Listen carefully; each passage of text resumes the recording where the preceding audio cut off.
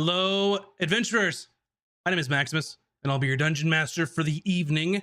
I'd like to welcome you all to the 9th episode of Campaign 2 of Caches and Cantrips, where some of your favorite streamers play Dungeons and Dragons live on Friday nights. I'm joined by our amazing cast of Bunny Dreadful, Mac and Cheese Please, Nina Nikolic, Virtual Spectre, and Moves Like Jagger from the GGN crew. Yay! Hey. Yeah. Everybody's here. We're gonna play D&D, and it feels like it's been a while, but it's only been like what? We missed a week. Yeah. I think that was it. It's like 3 years. It feels like 3 years, yeah. Is it 3 years in D&D time? Yeah. We're doing a time skip episode. We're all stronger. Maybe our hairs are different. Oh wait, did we level?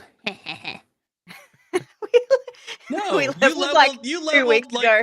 2 episodes ago. We're time skipping. That to me says we leveled. I'm just saying. Okay, so we're using milestone leveling. So tell me what milestone you accomplished between the last time that you leveled. Learning how to time jump. Like Moobs had mentioned, I feel like that's a feat in itself. What was that? Gray hair.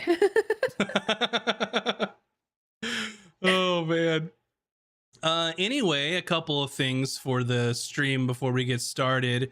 Our YouTube, we're now over 3,000 watch hours. Hey. So our big goal is 4,000, and we're almost there. So I appreciate all of you that are looking at YouTube right this very second, or any other time for any of our other content. Such as the old campaign episodes. Tome of Knowledge is on there, as well as our Out of Combat episodes where we go behind the scenes and a couple of us folks go on the stream and talk about the previous episode and kind of get some, I guess, some more in-depth knowledge of what people were thinking when they did things and kind of discuss some stuff. Some other cool stuff is our podcast. We're now at almost 3,400 plays. So thanks for listening to us, however and wherever you're doing that. And if you don't know where to find our podcast, if you don't find our podcast, You want the pick, is it? yeah, if you want to find our podcast, just open your podcast app and search for Casters and Cantrips, and we'll be there. As far as I know, I clicked all the buttons to go to all the podcasts, so it's out there.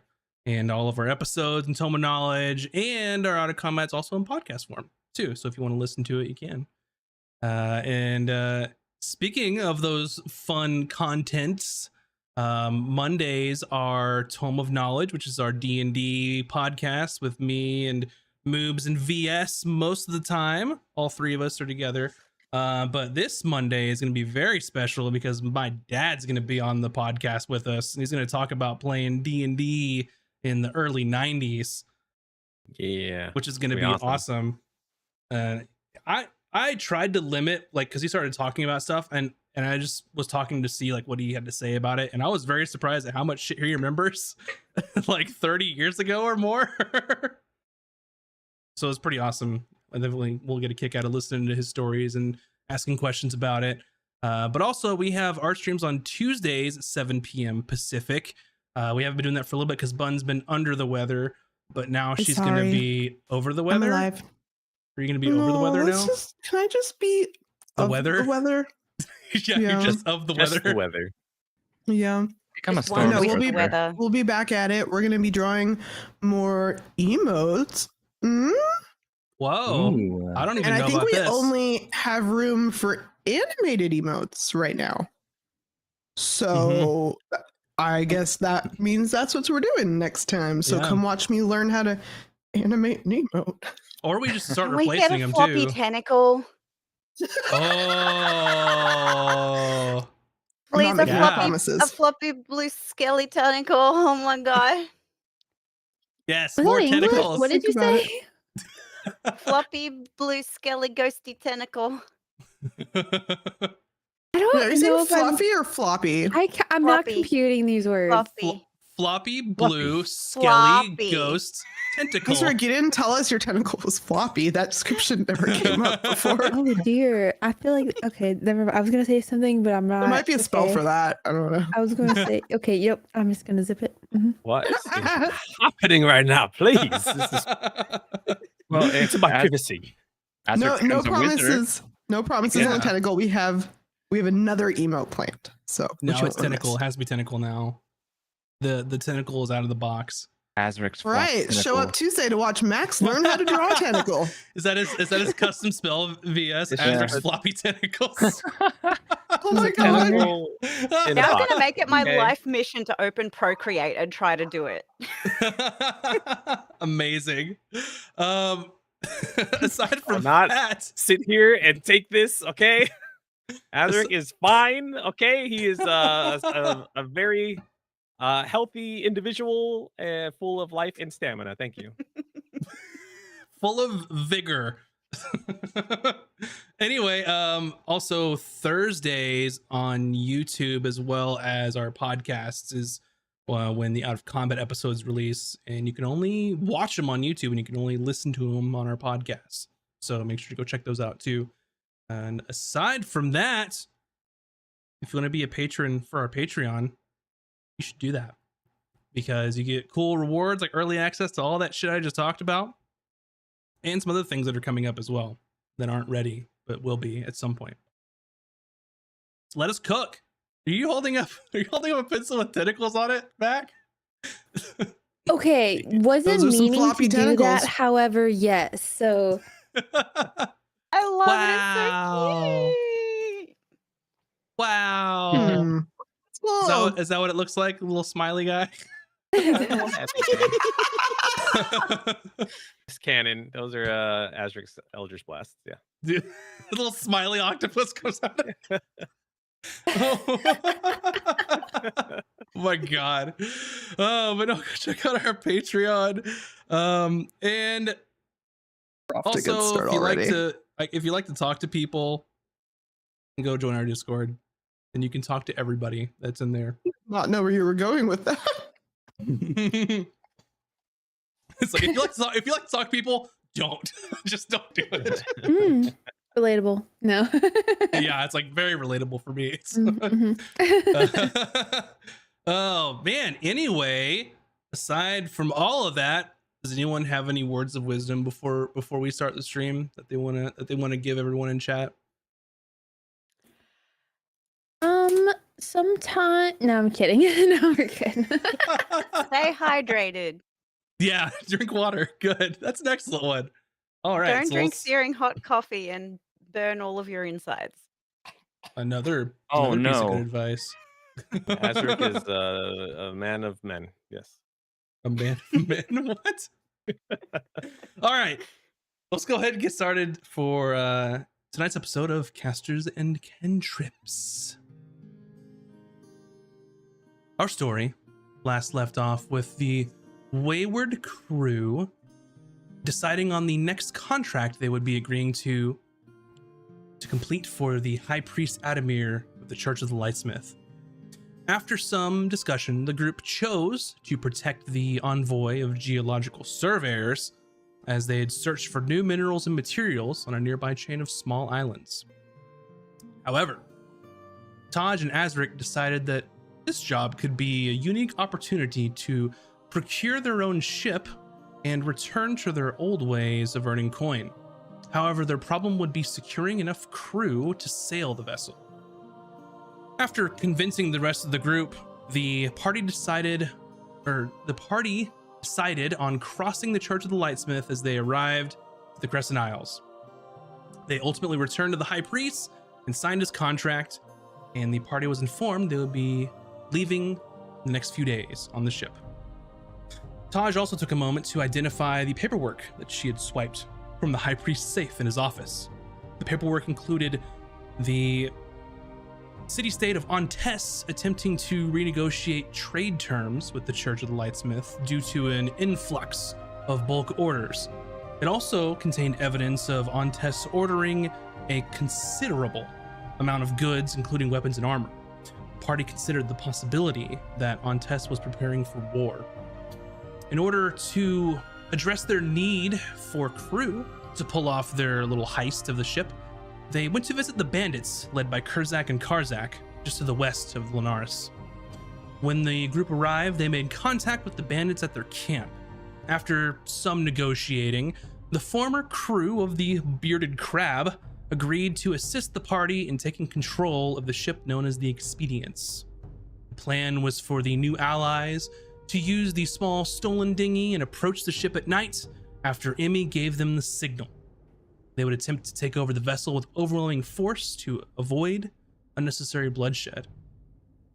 After negotiations concluded, the party safely made it back to the city-state of Linares, with their meeting with Captain Ilara scheduled for later that day. And that is where we'll begin our episode this evening. You have just woken up the next day, as you had gotten back pretty late from the bandit meeting, and you have stayed the night at your favorite little hole in the wall, the Albatross, near the harbor. And so at some point later this afternoon, you were to meet Captain Ilara, as you had requested, to speak with her before leaving the following day.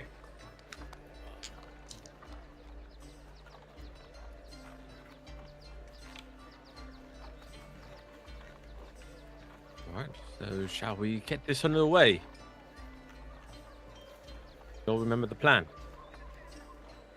All right. Maybe.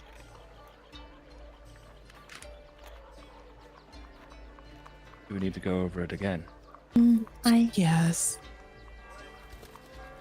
Just to be clear, All right. you don't So- need me. What do you mean, Kuta? Of course we need you. I sit in my shell and I pretend I don't exist. Where would you get that idea? Why You're would you absolutely Do helpful. that. Well, I'm not the most agile of the crew, so True. I mean, I've seen you run, or heard you have incredible speeds. Also true. You have this affinity to shoot projectiles from your throat and the melt recharge time on my speediness can take a little while. Use with caution, that way. Well, the good news is on a ship you don't have far to go, so you don't have to move all that much. Emmy, please Thankful. chew your food. And and your fishing pole's absolutely brilliant. We absolutely need it. Do we need some more? I can tinker away.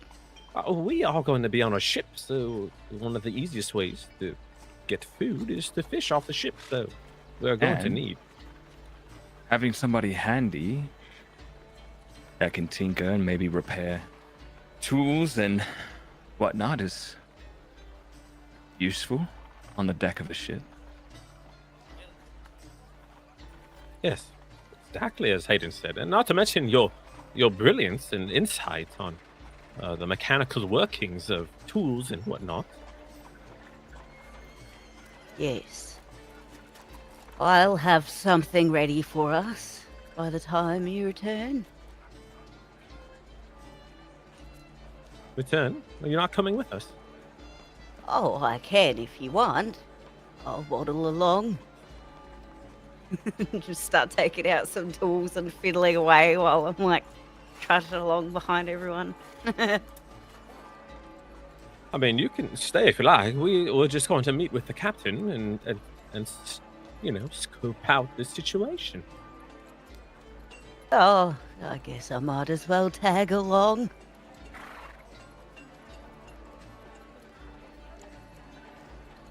Right. Shall we? Anyone else have any pressing concerns or... No? Lead away, Captain. All right. Let us be on our way. A friendly DM reminder that Kurzak had requested that you all pick him up some carpenter's tools, since he'll be the bosun.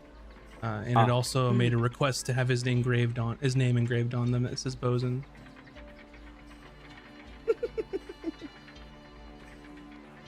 Also, with that being said, is if you are proficient in tools, make sure that you have the tools in your inventory too, if you need to buy them or whatever. Oh, what do I need to be a surgeon? Do I need anything else? Some schooling, many years of schooling. Perhaps a healing kit might be Pick helpful. up some books. I've got a herbalism kit, but yeah, not a healing kit. So keep that in mind, and if you need to make those purchases, you can just, whatever's available in normal equipment, you can just buy it. It's the same price as in the book. I will do a Google.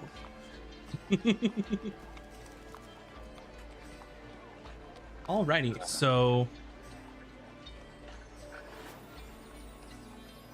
let's see.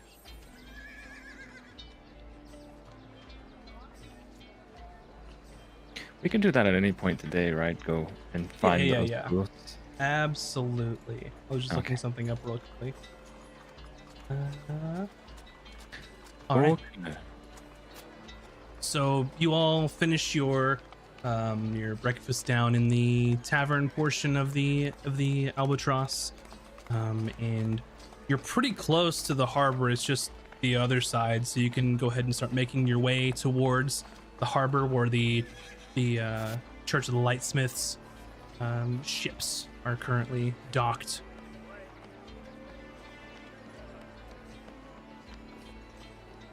So it takes maybe 30-minute walk or so as the harbor's busy, you know, going through crowds and making your way over, and then you make it to the same area, and you see your old buddy Bart there at the guarding the entrance.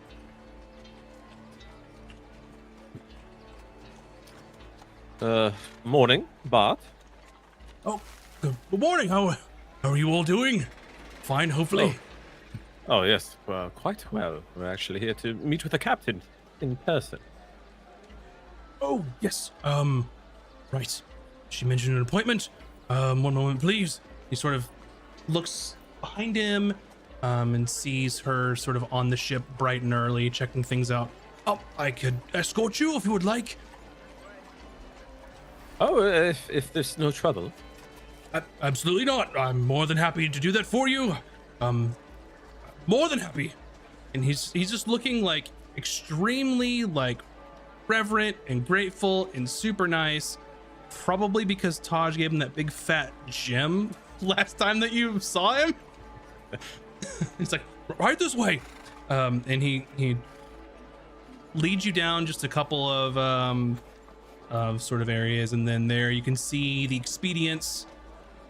There in dock, there's people putting on crates, cargo, some provisions, and then you see a woman on the deck, sort of overseeing everything. She has some elven heritage. You can see her pointed ears, and she's got dark hair with sort of a long gray streak in it, and she's quite tall. And she's sort of wearing like what you would think to be like an official looking like captain's uniform, with like a blue captain's coat with gold buttons, sort of black breeches tucked into her like boots, and she's sort of there, hands behind her, clasped, just overseeing everything that's going on.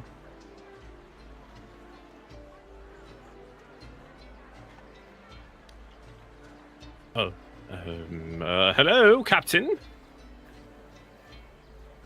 And she sort of looks over. Yes, how may I help you? We are from the church. We have an appointment to meet today. Ah, yes. You have permission to come aboard, please? Come. Thank you. All right, come along, crew. Good afternoon. I am Captain Ilara of the Expedients, and welcome to my ship. I have but one rule on my ship. If you are given an order by one of the officers, you do it. Understood? Yes, understood. And who are your officers? and she points out a human man who's probably like early 40s or so. Has like a very well-groomed beard, very short hair, sort of a muscular guy. Has sort of like weathered, like tanned skin from many years under the sun and in sailing. She says, over there is Mr. Roderick, and here, and she points over to a sort of dwarf who looks pretty young for a dwarf. He's got sort of this braided red beard and sort of like unkempt medium length hair, with just like wearing a linen shirt and just not as formal as the others. You can see Mr. Roderick is my first officer, and Mr. Kalen is the bosun. No one else should be giving you any orders on my ship. All right, very good. Mr. Roderick and Mr. Kalen. Indeed. If you need anything while you are here on the vessel, please feel free to ask Mr. Roderick. He will be assigned as sort of a liaison for you all. All right, very good. Now, you requested that you wanted to meet and speak with me in particular. Is there anything that I can help you with, or any sort of questions that you may have? Oh, we just wanted to get a general idea of the crew size, and the ship's capabilities, just so we have all the information we need before we set sail. I see. Cargo room, of course. Well, since this is a sloop, we are around the area of about 20 or so total. Assuming you all can perform any of the duties that are not directly related to sailing, I think that including you all as well as our guests from the church should be numbering 25 total, counting everyone. Pretty light crew, but we are just going to the Crescent Isles, so not much of a voyage, more of a fact-finding mission. We could do sailing duties as well. If that is required, then we will ask you, but it is currently not required. Thank you, as you are here to protect, if I understand correctly. And have you encountered any pirates along the way between those isles? Well, assuming that you've spent any amount of time in the area, you would know that venturing into the pinnacle depths, however so slightly, there's always a risk of piracy. As soon as you leave the sphere of influence of the city-states, it becomes more prevalent. But rest assured, that is why you all are here. So, assuming you're all up to the task. Oh, but of course, what we're hired to do. I like to have all of my information in order before we go on a journey, regardless if it's a few hours or a few days. Indeed. With our ship being small in stature, we should be able to outrun any particular threats, aside from the most dangerous. Would be sort of the preferred method, since this is just a very quick in and out sort of mission. We are, however, equipped with several guns. I believe we have 8 that have been allocated to us. I would like more, but sometimes my requests aren't always granted. Ah. Well, it is what it is, I see. Unfortunately. And do you have any registered spellcasters aboard? No, we do not. Most of them are registered to some of the larger ships. As you can see, as you all were augmented to be extra security, since we are lacking in that regard. Although I've heard that the clergy aboard do have some sort of innate divine magic available in case the need arises. Oh, well, very good. Well, is there anything you require of us? Just remember my one rule and stay out of everyone's way. It should Alright. be a pleasant voyage. Hayden steps forward and reaches out his hand for a handshake to the captain. She gives you a The handshake. name's Hayden. Pleasure. Nice to meet you. I figured we might as well introduce ourselves. Indeed. And this is... He gestures to the rest of the group. Tinkering. Oh, hello, I'm Emmy. Nice to meet you. I am Taj, and I put out my hand for them to kiss. So you put out your hand and she sort of just like shakes, like your outstretched hand. Yeah. Oh, good day. My name's Cooter. Pleasure. Likewise. Well, now that we are all acquainted, I will of course inform you that tomorrow at sun up we will be setting sail. Do not be late. Very good. Then we shall see you on the morrow. Do you have any more questions or anything of that regard before we end our meeting? I suppose, shall we be partaking in your share of rations, or shall we supply some of our own as well? I was under the impression you'd be supplying your own per your contract. If Oh, that very good. is very well.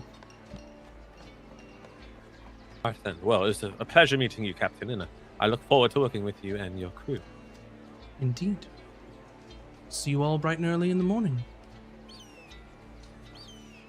All right, and we head out. You get from that meeting that she is very reserved, very sort of eloquent in how she addresses people, very by the book. Whatever the opposite of rough around the edges is.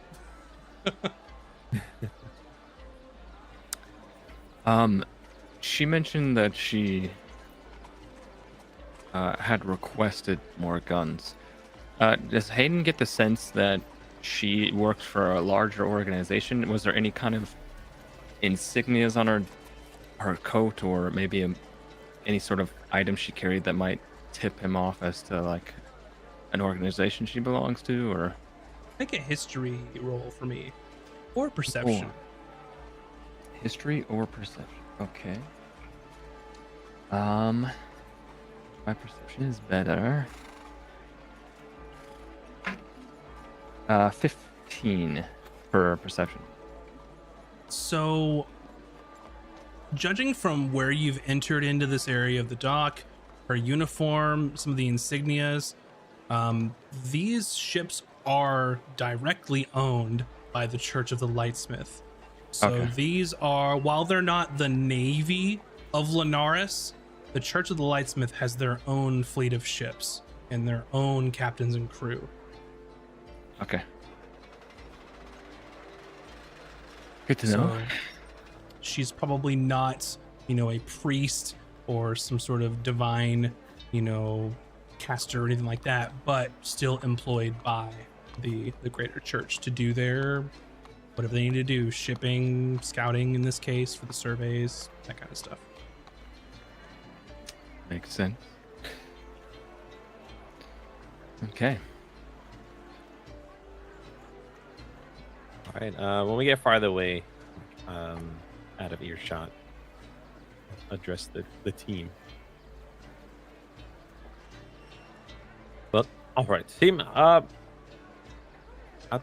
This might be rather difficult if we encounter some trouble along the sea, because a good handful of us cannot let it be known that we have certain abilities that the city-state may not appreciate, considering how we're not registered.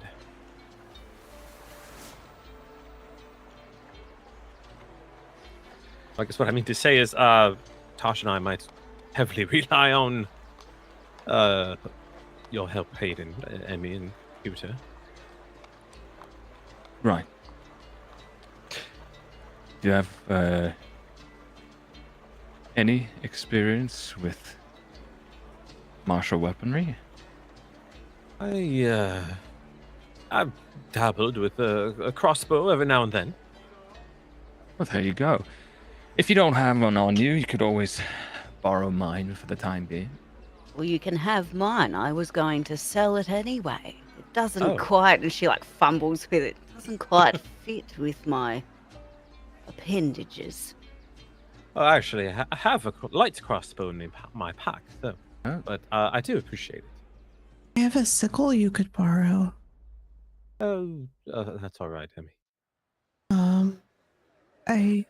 I don't have any other weapons. Sorry. At least take my bolts. That I will. Thank you. Just like throw the bundle of 20 bolts at you. Don't need those. What else? I think we might have bit off more than we could chew with a crew that large. But I think if things all go according to plan, we should be all right. Maybe we could just trick them into getting off the boat, and then they won't be there when the others arrive, and then nobody has to get hurt.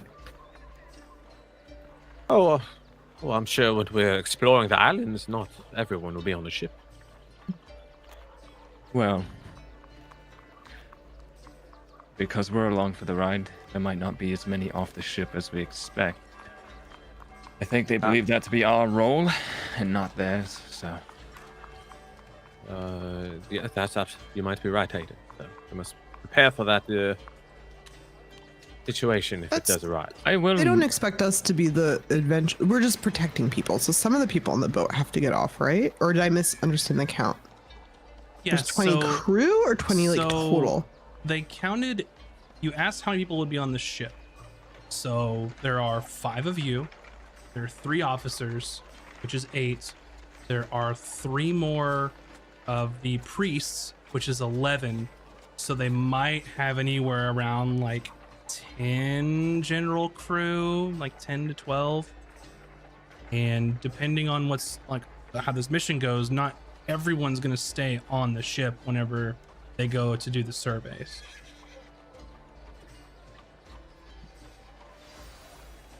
Make sense? I think so. Thank you.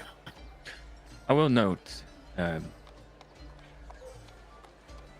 is not a contracted ship. They are very much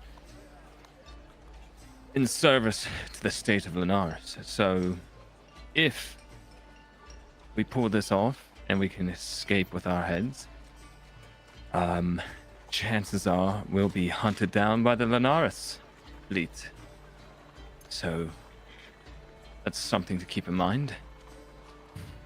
I believe if we keep up the ruse, where Taj and I will change our appearance and take you all as hostages, that might help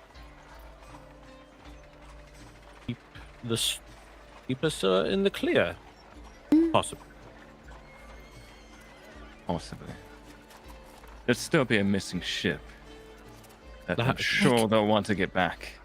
I could not turn into an animal until such time, and then they won't know that that's me either. Correct. All this is to say is, if we do win the ship, that might be the beginning of our troubles for a while. So, best be prepared as much as possible before this all goes down. Yes, we'll withdraw immediately with the ship, and then we shall head to the pirate port we spoke about earlier, and then try to perhaps repaint the ship, and the name, of course. Sound plan. Make some modifications, do you say? Probably be best to lay low for a few weeks as well. We could take it somewhere to get it repainted, put a new name on it, and a new flag. Agreed. Yes. Well, we have till morning, so I guess any unfinished business here, we might as well get it done. Oh, we so- do need to go shopping, I think. I have quite a list. Yes, we need a carpenter's. You said it's carpenter's tools, and I believe Q10 needs a healing bit. Yes. Might want And to I find have to potions sell as a well. couple of And some things too. rations. We need How to get many the- rations will we need? Well, if it all goes well, the ship's already stocked. Well, we can't Wait. leave them with no food. Oh, they'll be all right. Are you sure? Oh, absolutely, yes. We give them food before we left. Yeah, maybe we should get extra food and then we can leave them some and then, you know, so that nobody, has to be hungry.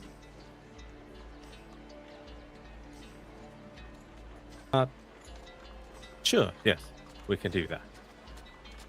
How many days was the whole situation going to be?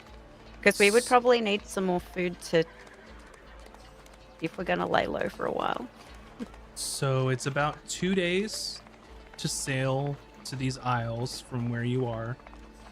And however long they were going to stay on the islands, I think it's safe to say probably at least 4 or 5 days. And then 2 days back is what they planned for. So they planned for about like 9 or 10 days to be gone.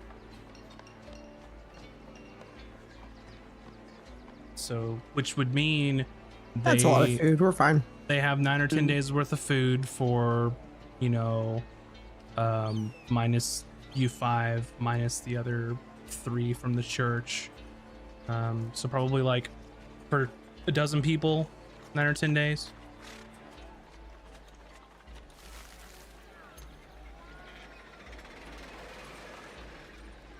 Well, whatever it is we need to do, we might as well get a start on it. Agreed. Does anyone need to buy like special items or is it just inventory management? I think we can said skip. potions, food, and was there any? I think we're good on weapons, right? Yeah, I think so. Yeah. So we can just add those things, right, Max? We'll just do that. Mm-hmm.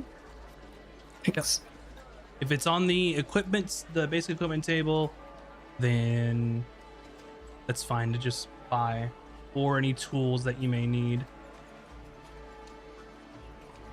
Consider your infused robes presented. Make it an RP moment. Make it special, girl. Yeah, you have to present it I'm to a her when we're on the ocean. queen. Gift wrap it. Have them gift wrap it. Cute. Oh, I was just Aye. trying to Or puke them Fine. up on deck. Don't you dare. If I can, Taj would never. I wish Uh, there was a way said- to like actually do that, because that was the part that like practically like game speaking, character sheet speaking, I was like Yeah, yeah. Is health potions good? We can just do those basic ones. Those are on the list of adventuring gear. What were you gonna say, VS? the same thing, Bun. So, How much do they cost? Just making sure because I know sometimes health potions are like considered special in your world. So 50 gold pieces. For one? for a crappy regular one, yep. yeah. Remember, this is WTF, why you hate mate. them. I hate them on so many levels, but now I hate them even more. For what? It means Potions? to have a healer. I mean, you have an alchemist with you in your party. Make if, us they rem- potions! if they remember to make a potion once a day Well, I have or more. Like today. I have isn't it like, oh wait, infusion. I think it was just like a crazy wild magic type potion. Yeah, It's like the you don't even know what it's the gonna do. experimental elixir. Yeah. So it might be healing, but it might not be. She can also Yes. make healing though if That's she has fine. alchemist supplies. It's triggered. The experimental elixir is triggered when someone drinks it. They get something.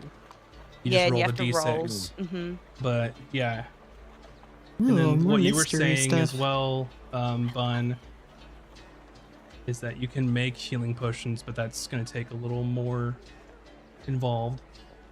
And they'd still cost at least half price in materials.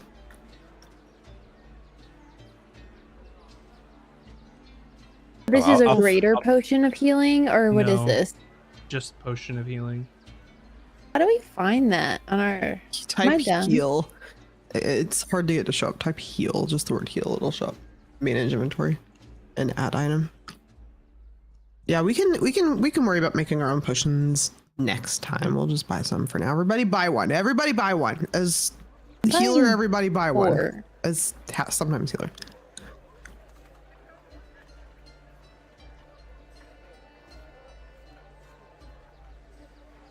We are Kitchen.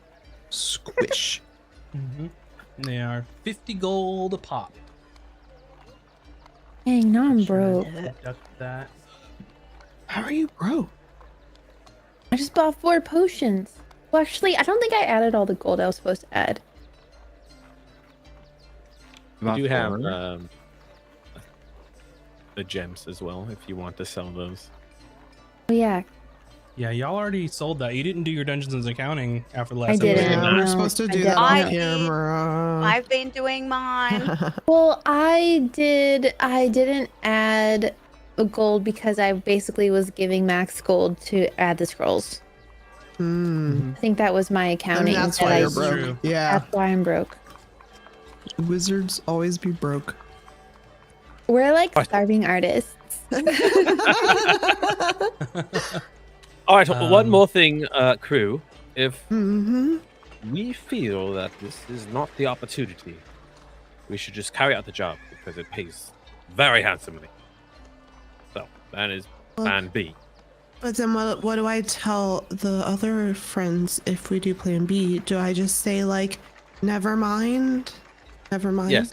I or think abort. that you should put in the sky, Okay. call it off. Never mind, might be kind of weird. Just saying. But call it off sounds like there was a plan. I see what you're saying though. They're not Don't that do smart. it, maybe. Try. How about just no, Just no. or Okay. go back. Go back. If that's probably better. Run away. No, just go back. Okay. And if they ask why you're doing that, just say Or you're telling dolphins. oh, well, I could tell the dolphins by like just talking to them though. Like I don't have to use clouds to speak to dolphins. I can just talk to dolphins. Oh no, you're telling a lie to the captain and crew. If they ask you Oh. why you wrote that in the sky. Okay, but why would I tell dolphins no? Bloody. I'm just. Well, you're I'm not not actually really good at I need to lying. go for a I don't walk. usually I'll lie to be right people. back. All right. I leave. How do I? Hayden, perhaps you can explain to Emmy why she's not Oh actually. yes, Hayden, are you speaking good to at lying? I'm sorry. What is happening? Are you good at lying? I'm not. I'm not good at lying. My stomach kind of hurts already thinking about it. Actually. I suppose. Well, in the event that we abort and Emmy has to tell our crew not to continue with the plan, we're just going to say, go back. And if Yeah, and the other crew ask, why are you spelling words in the sky? Emmy needs to come up with a solution to not give away our plan.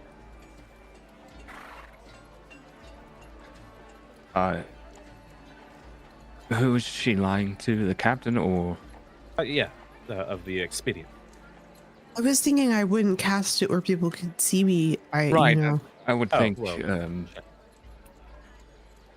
Unless I have to, and that's why we're lying. Oh gosh, this is getting so complicated. I feel I'm not feeling good. No, it's gonna be I fine, like- Emmy. Don't worry. I come back. I'm like, have we resolved this issue? Not really. I'm still not entirely sure what the issue is, to be All right, honest. let's just I would- never mind. Just forget I about it. would like to add that as long as the people that are going to be helping us are not very far, I realize that I have learned more spells. I know message. I could send them a message to their head, Brilliant. but Oh, they that's- has to be within certain range. Oh, I thank the gods every day that you're here, Taj. They were to wait for a signal from us before. But yeah, but Correct. if we call it off, then she could use message instead, and tell them, this is Taj. Go away. Do you think they would do anything if we just so happened to not ever give them a signal? Yes, I think that they Oh. went to the ANSI and just tried to do it. Oh. I mean, they said they would. Well, you guys are, you know what? So you know better than I do.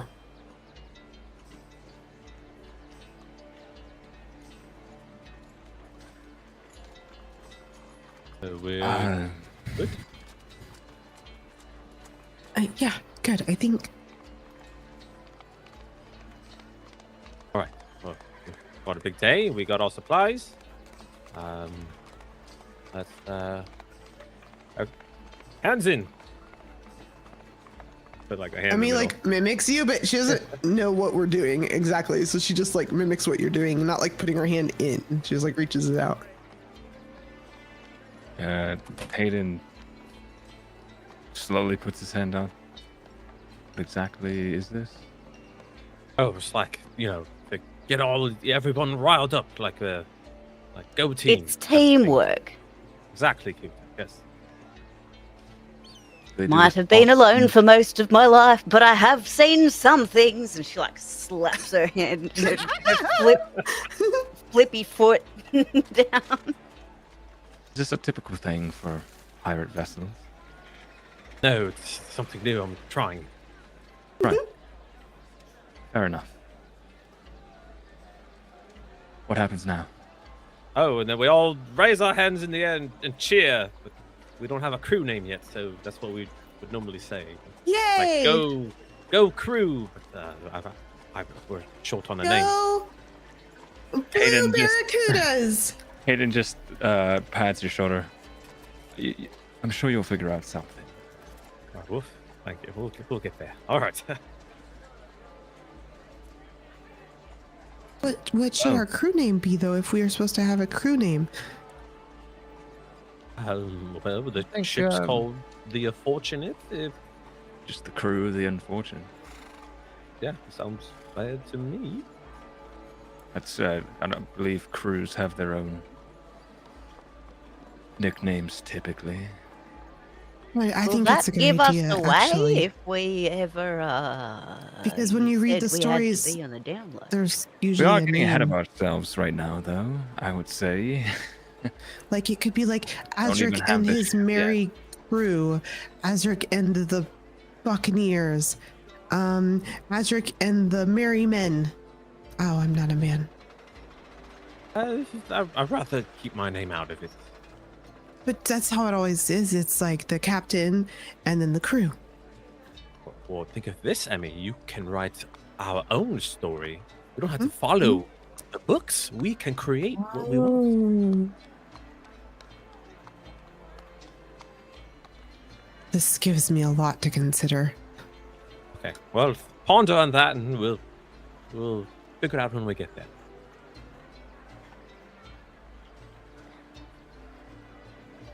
So we fast forward. Yes. Anybody else got anything they need to do? Nope, let's sail. I'm excited. Alrighty. I think I'm all sorted. Let's go out on the boat because when we're in ocean, no one can hear our screams. Or something. Okay, so I'm assuming you all stay in your favorite place, the Albatross, for the evening. And, Last night of drinks, merriment, and soup. and soup. Absolutely. So all told, just for the evening, it's gonna cost you a. Where are my numbers? Someone help me here. I believe it is a gold and 5 silver. A gold and 5 Yeah, total. Is gold that and from the five. Azric Bank of Unfortunate Crew? Bank of Asric, yes. 1.5 total, I believe. I take right? 20%. Alrighty. So you retire over to the Albatross, have a night of drink and food and rest before your journey in the bright and early the next day. And I will say that ensure that you've purchased anything that you need. Make sure you have enough rations if you need them. Because once you're out of town, what's on your character sheet is all you got. So make sure it's on there. Alrighty. So it is the following day, the 19th of Quartus, which, if anyone's keeping count, it's Thorns Day. And I do believe that were oysters fresh on Thorns Day? I don't remember at this point. Remember you had that conversation? Oh, and it is. yes. Husa absolutely remembers every single detail of that conversation. Mm-hmm. I Uh-huh. think that it was Twins Day and Thorns Day when there were fresh oysters, if my mind is... Yes, oysters for breakfast. That's All right. certainly a choice. It's going to be I most think I'll have- delicious. The eggs. That's a choice.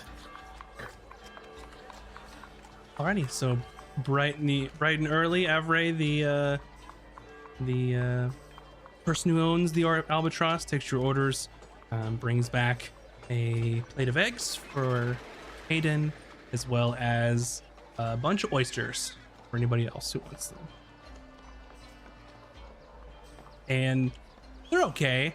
They're not like great. They're not like the best oysters you've ever had, but they're all right. They're fresh. I mean, they're fresh, right? Okay. Yeah. That's fine. All right, all right. Oyster breakfast.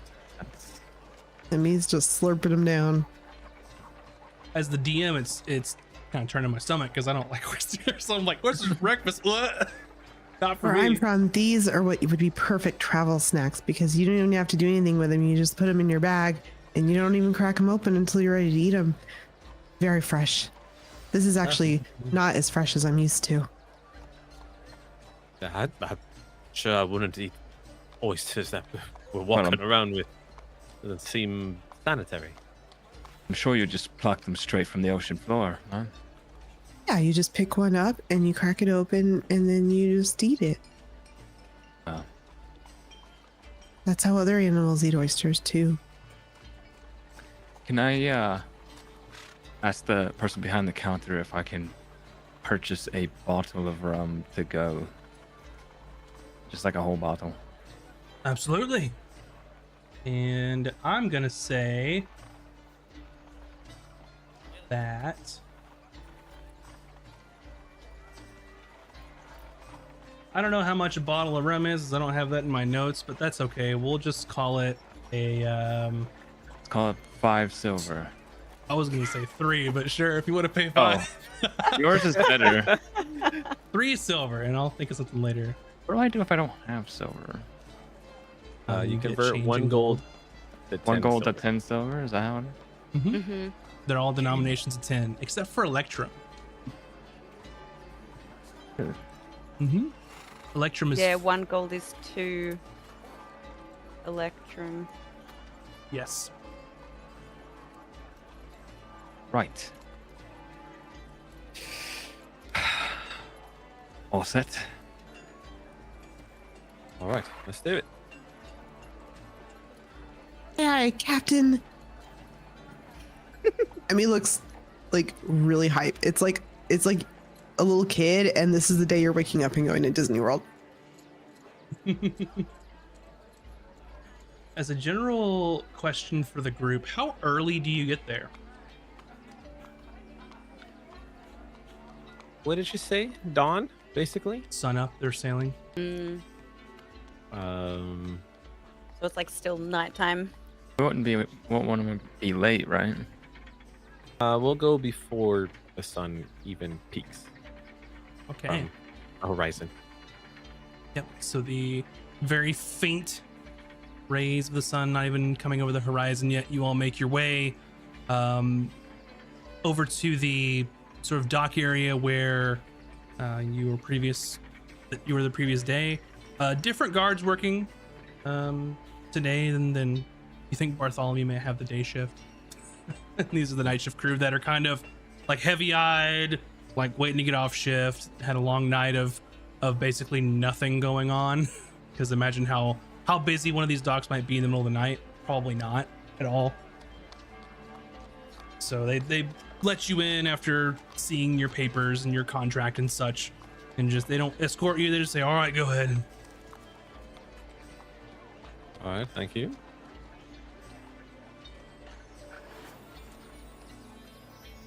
Heading to the ship. Yeah, man. So you can see that there's some last minute loading occurring here. There are a couple, but there are 3 people that are sort of arriving a little after you are. And you can see that it is a dragonborn. There is a dwarf, and as well as a what you think to be a halfling, that are all coming towards the ship as you all are. They definitely don't look like sailors at all. Are they wearing churchly garb? No, they're wearing sort of traveling gear and sort of, I wouldn't say adventuring gear, but they're dressed for travel. But you do see large insignias of the Lightsmith around their necks. So there is a dwarven man, there is a brass dragonborn man, and as well as a gnomish woman, not halfling, gnomish woman. Oh.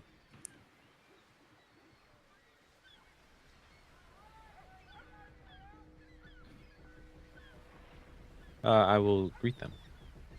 Which one do you greet? I'll go to the gnomish woman. Mm-hmm.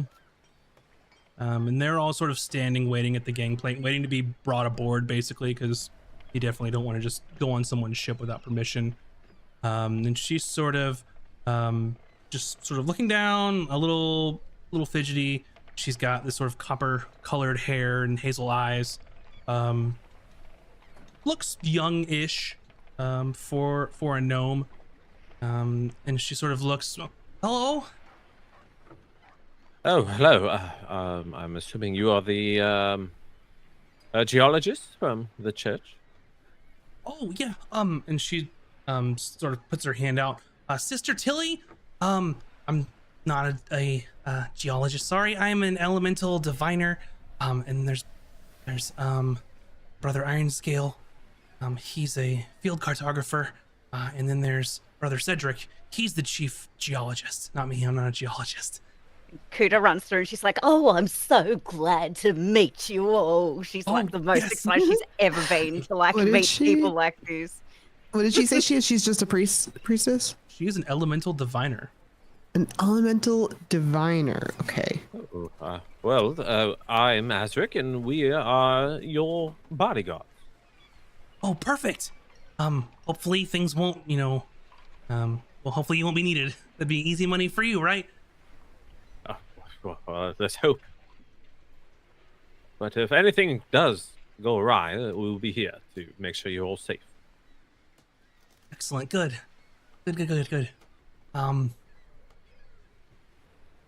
So when do we go? Oh, you have to wait for the captain to Right. grant us. But hopefully soon. There seems to be they're finishing up, stowing things away. But Captain Ilara. Nowhere to be seen on deck currently. Mr. Roderick, Mr. Cain. And you see a head sort of poke over, and it is Mr. Roderick. And he says, "One moment, please. We're not quite ready yet. We'll be soon." Understood. And you see the dwarf man sort of walk over, sort of that red braided, or sort of a braided like blonde beard, with a lot of gray in it, bald headed, kind of comes over and shuffles over and extends his sort of his hand over to you. "Chief Geologist, Brother Cedric, good to meet you all. I will be the chief contact of our surveyors for this journey." Oh, very good. I am Azric. This is my associate Hayden, Emmy, Taj, and Kuta. We'll be escorting you around the island. Excellent. Yes, well, we haven't done a lot of studying of the area. I'm hoping that this can be concluded in 4 to 5 days. Not entirely sure. It just depends on how lucky we are. There are several islands there in the chain of the Crescent Isles. Would you all mind if I assisted you with your research? I'm so very, very fascinated by Oh, these types of things. I spend all the looks- time in my hut on the island doing lots of research myself. It's quite lovely, all of these things. Isn't nature just wonderful? All of the Well, things that come together. Oh, Good. Yes. Good. Of course. Of course. What sort of skills do you have in the way of geology or surveying or? oh, I am quite the jack of all trades, really. I can correct and fix your tools. I can create some new tools if there's anything that you forget. I have had vast knowledge over the past century or so of my previous investigations into nature and oh, sorry, Key, I forget myself. These things make me quite passionate. No, I'm just no, very I- much looking forward to working with you It's- all. It's quite all right. I see that you and I both share the same passion for the sciences. Of course. Tell me, what have your studies told you in the way of perhaps mithril or adamantine, even cold iron? Have you studied much about those minerals? Oh, I haven't been able to find too much back where I live. Is that right? Is that right? Back in the island nation whence I come. I I don't mean, know if there's everything's an island nation here. If you want to see how much you My know about specific one. geology, yeah, you can just Yeah. give me I'll call it a nature check. That makes the most sense. Yes, let's go. This conversation is happening while we're on the ship right now. Or are we waiting? No. You haven't been invited on the ship yet. You're below the gangplank. Okay, fair enough. 10. 10. It's literally my highest stat. So adamantine, is just really strong metal. It's can be used with like an alloy to sort of make it not less brittle. Mithril is of course famous for being extremely light yet maintaining that sort of tensile strength. And then cold iron, you know what iron is. You're not for sure exactly what makes something cold iron, but you have like basic knowledge of what some of these things are. Oh, I'd love to learn more about it. It's only what I've heard in passing. I haven't particularly been able to investigate those minerals myself personally. It's very, very exciting. Well, perhaps with any luck that we'll be able to investigate together on this excursion. Oh, marvelous. Very She well. like wanders off to start writing notes furiously in her scroll. Mhm. And you can see that Brother Ironscale is just looking like impatient, like very tall, arms crossed, just looking like when the fuck are we gonna get on this boat? Like, we've been standing out here. After a few minutes time, you see that Mr. Roderick says, all right, everyone, come aboard. Permission to board. Be leaving momentarily. Well, after you, my brothers and sisters. Thank you kindly, young man. And he sort of pats your arm and makes his way up the gangplank and sort of and awkwardly slow. Like, it's that point where, like, you don't want to hurry him because he's obviously really fucking old, but you're just like kind of shuffling behind him as he makes his way up this gangplank. And eventually you do make it up there, though.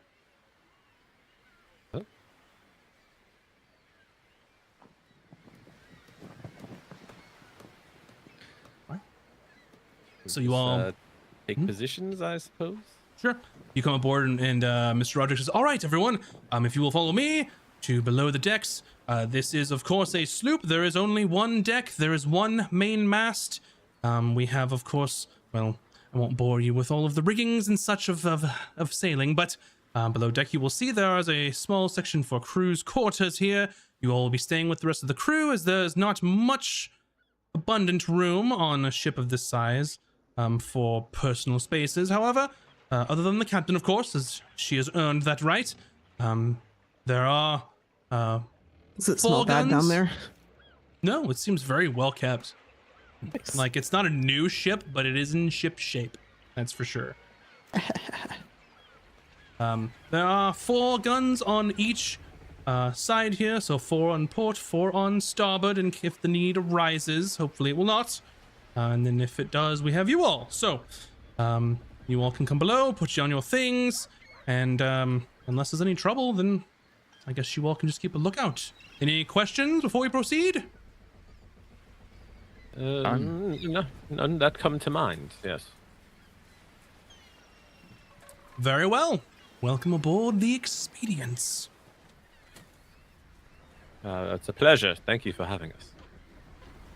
Of course. My pleasure. And he sort of just ushers you aboard.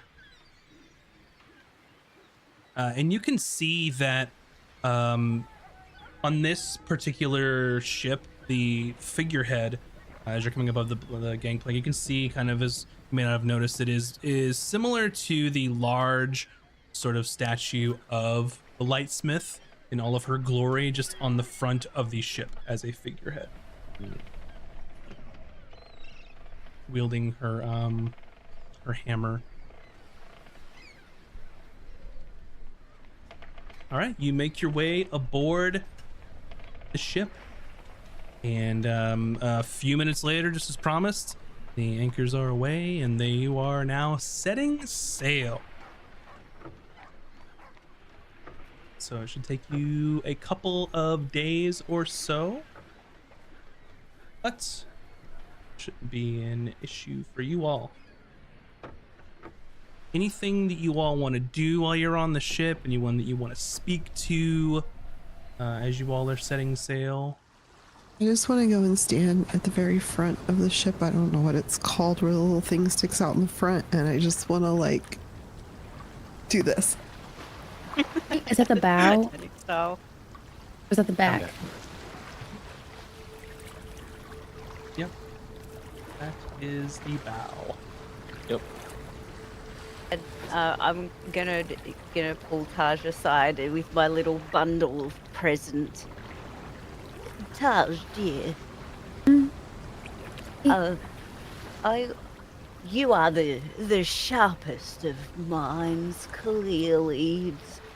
It's so beautiful to see you work, but I thought that, you know, we don't know what the weather will bring, so I thought that you might be able to use this. Gives her the little bundle.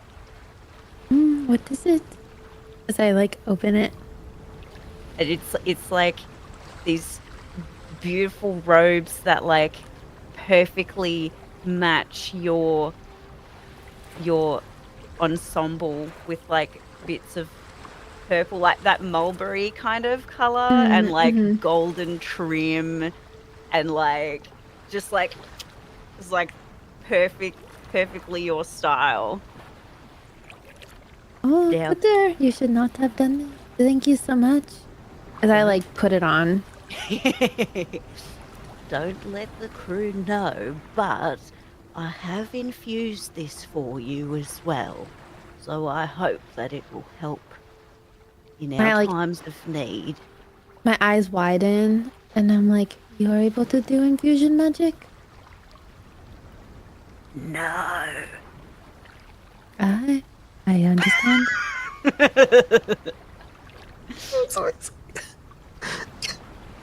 And then I like get down on her level. I'm assuming she's short, and Very, very small. Yeah, she's very small. and I give her like a little squeeze, like a hug, and I whisper in her ear, like, "I did not know how to do magic either," and I like wink. Oh, yes, indeed.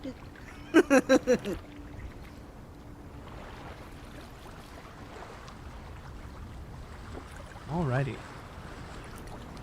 Anything else anyone would like to do? I think Caden is just gonna take a stroll around the ship, above and below, and just kind of familiarize himself with everything.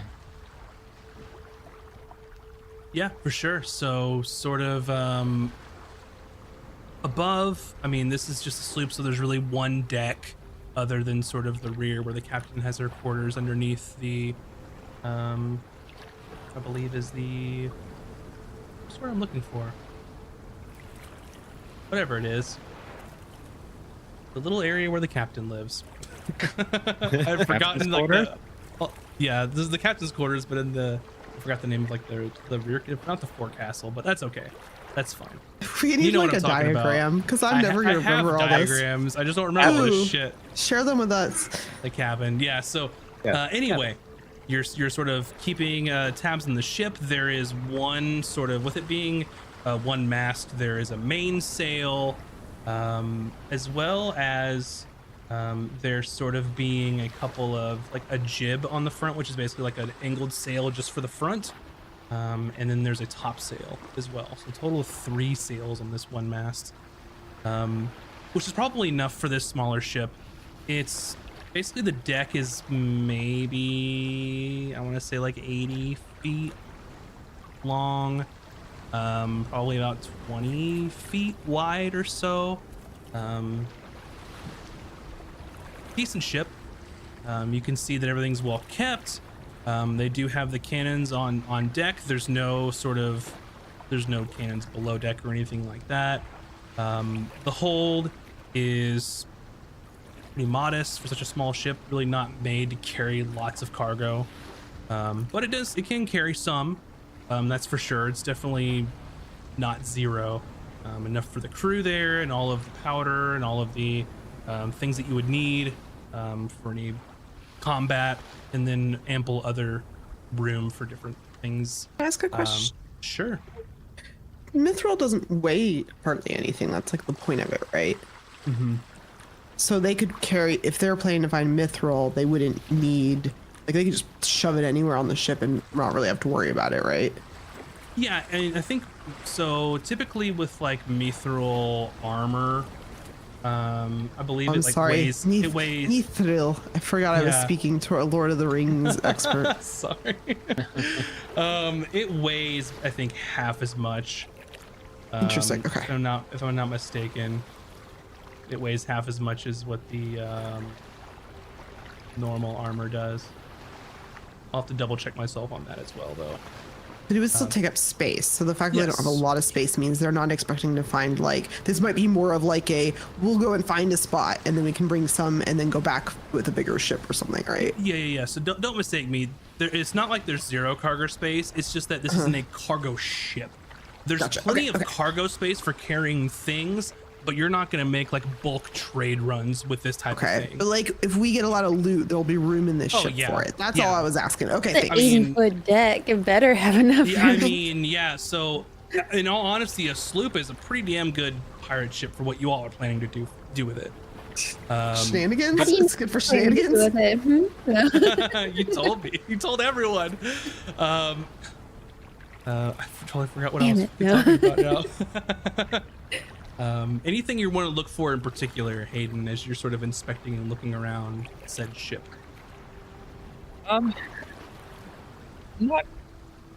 Not really. I mean, he likes sailing. He enjoys Mhm. being on a ship, but it's been some time since he was on one last, so he's just kind of drinking it all in, and it's kind of just happy walking the deck. Yeah, feels like home when you're on the deck, and the wind sort of going through your hair or your hood, depending on if your hood's up or not. The smell of like Um, the nice salt water. Does the captain have a helmsman, or is she one of the types that will helm her own vessel? She will not helm her own vessel. She has a navigator, someone that mans the wheel for her. I think as we get underway, he'll just kind of like park himself against the railing near where the helmsman is. Sure. One thing I did want to clarify based on what you were asking earlier, as I think Amy mentioned, is this mission isn't a go out and get the minerals mission. This is strictly a surveying mission. So these three To people see are if going it's out there. trying to find out if it's there and where it is and where to find it. And once they gather all that surveying information, then they go back, and then the church brings in probably another ship full of like people that are ready to mine and like extract minerals and all that other stuff. So this is like the first part of like a future like mining and Okay. extraction operation. So hear me out. If the crew finds the stuff and they survive, they'll inevitably go back and tell the church, who will then send a bigger ship to mine the stuff, and then we can be waiting in our pirate ship to steal the stuff. Emmy didn't say that. That was purely Joe. Sorry. All right. Otherwise, I'm gonna assume Amy said it. But yeah, That's why I clarified. you can park yourself there by the helm. Anyone else want to do anything in particular? I'm still at the helm, just like doing this and like looking, and maybe like a seagull flies by and I'm like, "Caw-caw-caw," and waving at it. And then there's like dolphins. And I'm like, I'm living my Alrighty. best life. So the first day is gonna go. Oh, and I'm doing this. There's no one holding me because you guys are all jerks. I set you up for it. No one wanted to, but Bucket's standing behind me with his little claws, like. So, just so everyone knows. I would never do that. It's fine. That's why Bucket's my best friend. So first day is gonna go off without a hitch. You're just leaving the influence of Linares, relatively safe in that regard, as you're just barely getting outside the island. But your first night on the ship goes well. No issues there. The second day of sailing, I would like someone to just roll me a D8. You got it, Mac. Yeah, I was like, I think I got one, and then I was like, God damn it, there isn't one on the top, and I'm I got one. not me digging. Okay, I got one. Two. What's that? Two. Okay, I thought you said shoot. I was like, what happened? No, two. I mean, two and shoot, maybe. I don't know Yeah. if it's bad. It's bad. Okay.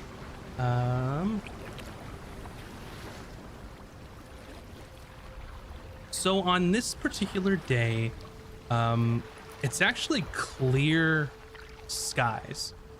As you're sort of sailing, you can see the open water, nothing on the horizon or anything of the sort, and there's actually a wind in your favor on this day, so you will actually get to the Crescent Isles a little quicker. So instead of the 2 to 3 days, it might just be like 2.5 or so. So you're gonna gain basically a half day just from lucky winds in particular. Nice. We like that. Everyone liked The that. team likes that. Yeah. Yeah. All right. Make sure that you take off a ration for the day before, and then a ration for today.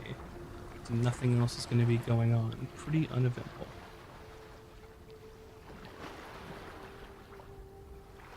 All right. So the following day, normally it would take the whole rest of this one day to get to the island, and you would essentially park there right before nightfall.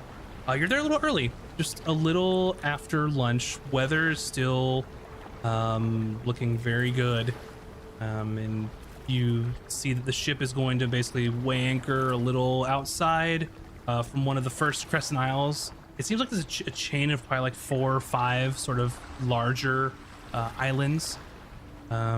You're basically right on the edge of the Pinnacle Depths, and what you know about the Pinnacle Depths, as assuming that at least some of you have seen the Pinnacle Depths at some point, either passing ship or, you know, going from island to island. The reason they are the Pinnacle Depths is as you sort of look into the deepest parts of said ocean, you can see what appears to be very rough terrain, some of which is a little close to the surface, probably too close for comfort for inexperienced sailors. But you all know this is because before the catastrophe, this used to be a mountain range until it was obliterated, and then water rushed in. So there's literally a giant mountain range underneath the ocean. And where is that on the map? Right in the middle. Right in the middle. Pinnacle Depths. Oh, can you show it for chat? Sure. I sure can. Let me change things over. I got you, chat.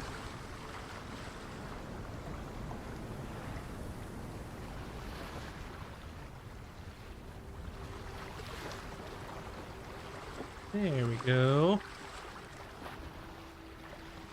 Perfect. Pinnacle Depths.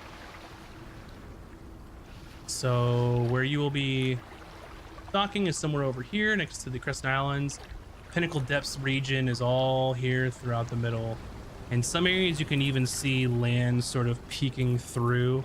And some of these Crescent Isles perhaps could have been literally just the peaks of mountains that existed that are now mostly covered in water. And then of course where you all came from is just right over here. Is it like that tropical blue water where you really can almost see through yeah, it? Whoa, absolutely. so cool. Absolutely. So you arrive at the Crescent Isles. No pollution here yet.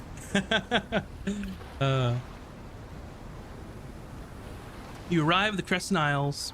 It is just after lunch, and the rest of the crew sort of just comes to their stations. They start weighing anchor. They start preparing one of the small sort of dinghies to go out onto the water, and you see some of these surveyors getting ready to go towards landfall here, and you can see that Brother Cedric sort of comes over to you all. I do believe that we will be making a short excursion for the day.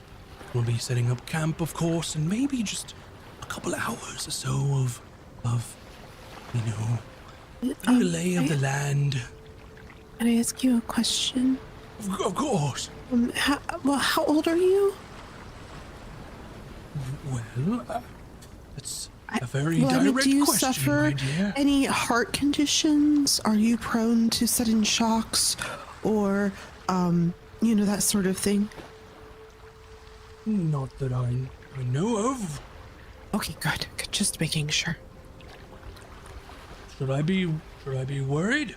Oh, are you allergic to anything? Not that I know of. Okay, good. To answer your question, I'm 257 years old. Okay, That's pretty young, actually. No. Oh. Right. Typically, Right. dwarves can live, of course, up to 300, 350 years, of course. Well, then, yeah. You're fine. Okay, that's great. I'm not, of course, in my prime, but I still have a lot of years left. Well, I wasn't gonna say anything. I was just making sure. You know, we have to be sure when we're protecting people to know the risks involved. Right. Of course. Well, I suppose we'll be making landfall, and you will accompany us, and we shall, get a quick look around the islands. Does that sound, All right. sound good to you all? Yes, that's what we're here for. So yes, we'll accompany you for the few hours of the excursion. Very well. All aboard, everyone. And they sort of hop in, and you're in like one of the ships. Like maybe one, maybe two like rowboats on this ship. They sort of go and take you all toward land. And I will say that when you all eventually get into this boat, they expect you all to be rowing. They're not going to be doing any rowing themselves. Wait, we have to row? Mhm. I can't row. All right. I am skilled in this. It's all right. There's 2 boats, you're saying? There's just one that they're taking with Okay. all of you all. The ship maybe has 1 or 2 available. You haven't really taken stock of how many, rowboats they have.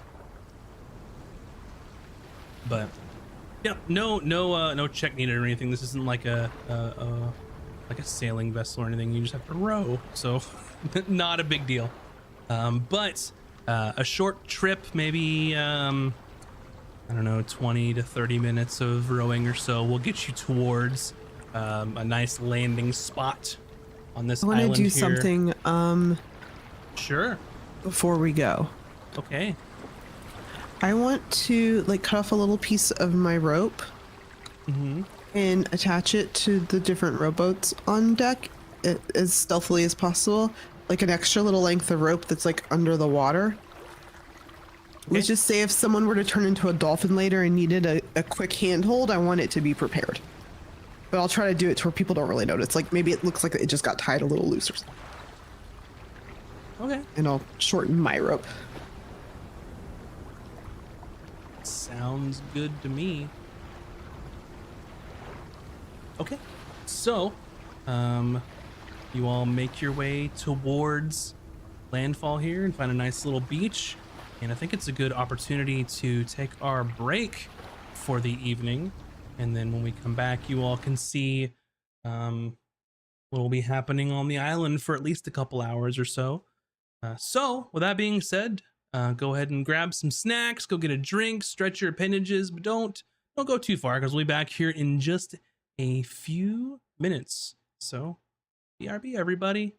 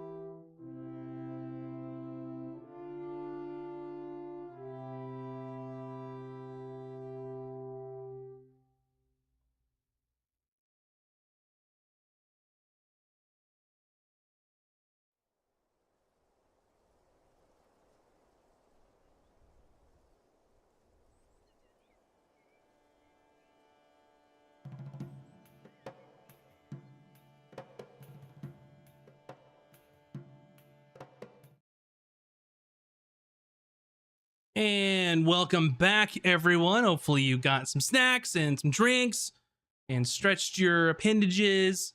And we are back. So, as you all approach in your nice little rowboat, it's not cramped, but this boat's pretty full. You might be able to squeeze like maybe 2 more people on this thing in a pinch, but you know, you use what you have available.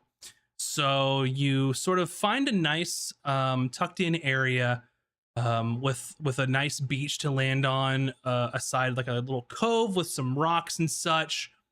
And you push the boat up on the sand, or get close to anyway. Who's gonna get out and pull the rest of the way, or what's the dealio when you all land? I'll do it with Hayden. Yeah. Yeah, I'll assist. All right, so you and Hayden are hopping off here. You're gonna pull the little rowboat a little closer on the sand, while everyone else is gonna hop off here in a moment. As you're sort of getting a look of the land, can you all give me perception checks, please? Nat 20. So Ooh, 21. I have a total of 21 as well. nice. I have 13. a 19 for a total of 24.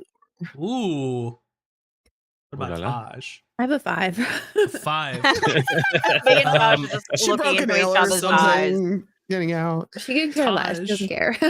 So Taj, you're just kind of waiting for this boat to get pulled, and you sort of look in, and this place is beautiful.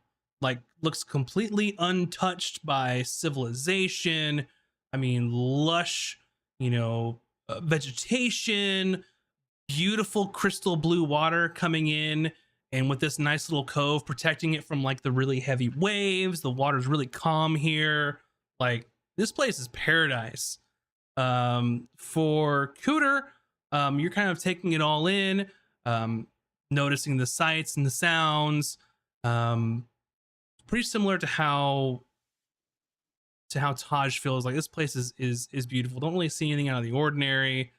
For the rest of you all, you're sort of taking it in, noticing how fantastic this place looks, and you look up and see just huge. You don't know if they're birds, if like there's some sort of bird, but they're gigantic. And you see one just sort of soar down and just sort of land. And this thing is at least 15 feet tall or so. And it Sorry, go ahead. It's 15 feet tall. It's got long neck, very long beak, sort of feathered. But it looks like it's walking on both its hind legs and its front sort of, I guess, wings are sort of on the ground, where it's sort of walking almost awkwardly. Like, and then as you're looking and trying to take a look at like what the hell this thing is, you've never seen anything like it. The other side of the boat, another one lands. And then a third one lands. Are they feathered? They are feathered in their body, but their wings are not. Their wings are sort of like a leathery type wing. They're basically fucking dinosaurs. Oh shit. Cue the welcome to Jurassic Park. Yeah. And with that, I'd like everyone to roll initiative for me. Max, can I turn into these now? I mean, when I can fly, can I turn into these? Can I turn into dinosaurs? I mean, we'll have to look at what the CR Sorry, and all that stuff again, is, noobs. but It's too late. No one's passed. Dang it. I got so excited because I could turn into dinosaurs now. alrighty. 15. 15. Give me 1 second and I'll get your 1 second and I will get your stuff. Okay. My initiative is so nutty. I have a +7 to initiative. Lord. What? Yeah. Okay, so first is Emmy. What did you get? Ooh, combat. Okay. 15. Taj, 20. Azric, 21. Cooter. You said 15, right? 15, yeah. Hayden, I have 21 as well. 21 as well. That's 2 rolls now where me and Moves have had the same exact number. Yeah. Very exciting. So what we have here are I don't know, you tell me, what would you call a grouping of Quetzalcoatluses? Flock. Flock? If there's a fourth, it could be a quartet of A Quetzalcoatlus. cuddle. A cuddle of Ooh, a Quetzalcoatl. cuddle! Huddle of Quetzalcoatlus. All right. First up is gonna be Azric. You're pulling this boat ashore and you see these fucking things landing, and they look hungry. Like they would just eat you up like a pelican, swallow you whole. Oh, shit.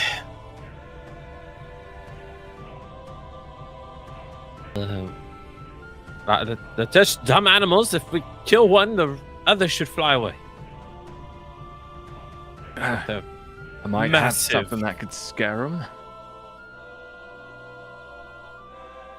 I'm gonna finish pulling the ship shore. Yeah, I'm gonna say at this point you've pulled it in and it's on the sand. Oh. So Okay, beautiful. Now I'm gonna bust out my light crossbow and fire at the one on stage left. okay, go ahead and make a roll for your crossbow. Playing the cautious game, so the gig is not up with the bunch of priests you have aboard. Yeah. Up. Is a what is this? 14 hit? 14 does hit. Very nice. That, my friend, is 8 damage. 8 damage. Alrighty. That is all I would do. Perfect. You said Hey. the priests don't know we can do magic, right? Correct. Since they are in, I mean, it's up to you all. They would assume you're not registered, unless you had already told them about it, but you can play the game however you want. Hayden, I'm trying to measure something. Is it this fella? This fella here? Is it? I'm measuring. I don't know if this counts as 30 feet away or 35 feet away from me. from you, 40. Oh, because is he 15 feet up? No, I'm just dragging the ruler from your body to the square. And it's 40. Okay. I will.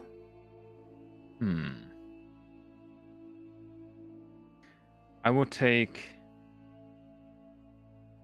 10 steps this way, Uh-huh. or 10 feet this way to get it within range. Sure. And I will pull out the pistol that I have Okay. Mm. and take aim at the one that I had highlighted. Go for it. So Take your best shot. we'll see what happens. Here we go.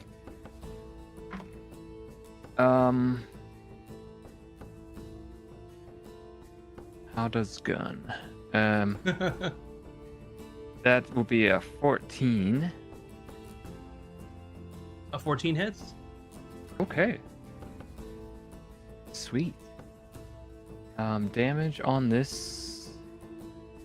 Oh wow, that's right. 1d10? Mm-hmm.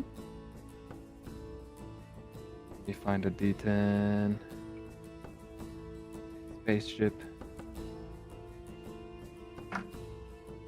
Not great damage. 6 damage on 6 that hit. damage. Alrighty. And I think I would have to use my Do I still have a bonus action? You do. Okay. I will. You know what? I'm just going to move back to this position here and kind of just be near everybody else. And yeah, I think that's where I'll stay. Okay. Taj. I am going to hold Firebolt Mm-hmm. subtly.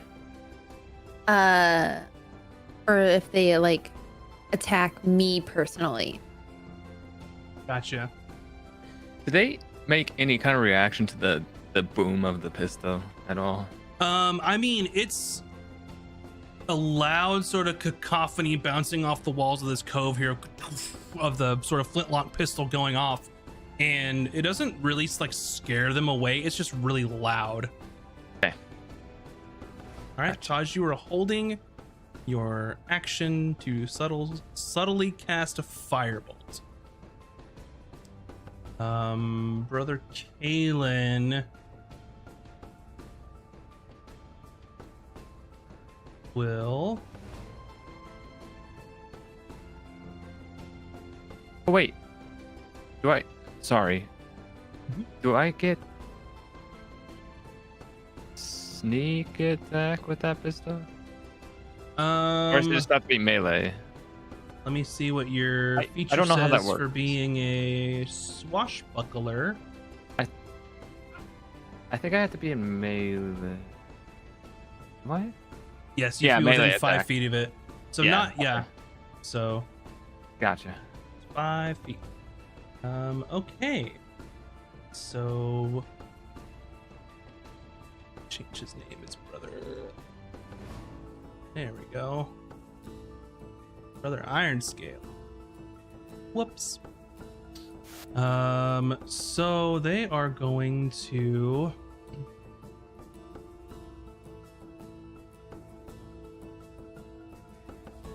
They'll reach over and they're gonna cast Sanctuary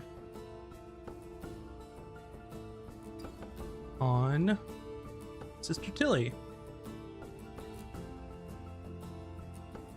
That will be their turn.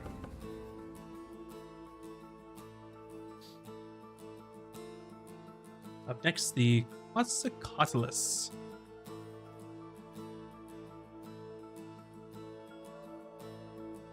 This one, it is going to try and pick off Emmy. No, not Emmy. So it's going to fly there. It's going to just come down and then fly about 5 feet in the air now. And it is going to try and just bite you. Actually, they have a reach, so it's only this far. Gonna try and give you a bite. That's gonna hit, I believe, a 22. Yeah. And you notice that they had such a head start as they came off and then flew directly towards you, that this attack is going to potentially hurt a lot worse. Oh no. I'm gonna die.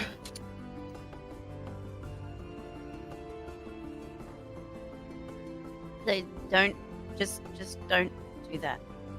You take 16 piercing damage. And that is a low roll.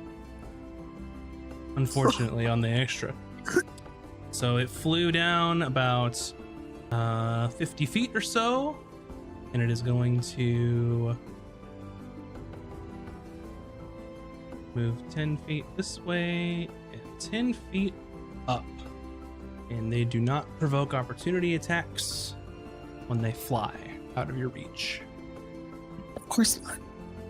Emmy. Alright, well, I changed my mind about what I want to do. I think I'm just gonna cast Cure Wounds on myself and run away. Alrighty.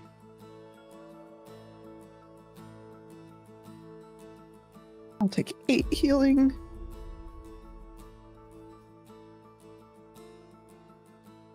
Any- Enough. Anything else you'd like to do? Yeah, I would just like to jump over the side of the boat into the water and go under the water. Okay. To get like fully submerged, you might have to be like back here or so, but you can. I'll jump in the water and start swimming away. Okay, yeah, and you can be, how far underwater do we want to be? You have what, 30 feet of movement, so you can be 5 feet underwater. I want to be more underwater if I can. So you went here. Did Oh, you that have a music dash? popped off. No, she cast a spell to heal herself. Oh, okay. So yeah, you would be what? Minus my 10 swimming feet. speed is 30 feet, so. Yep.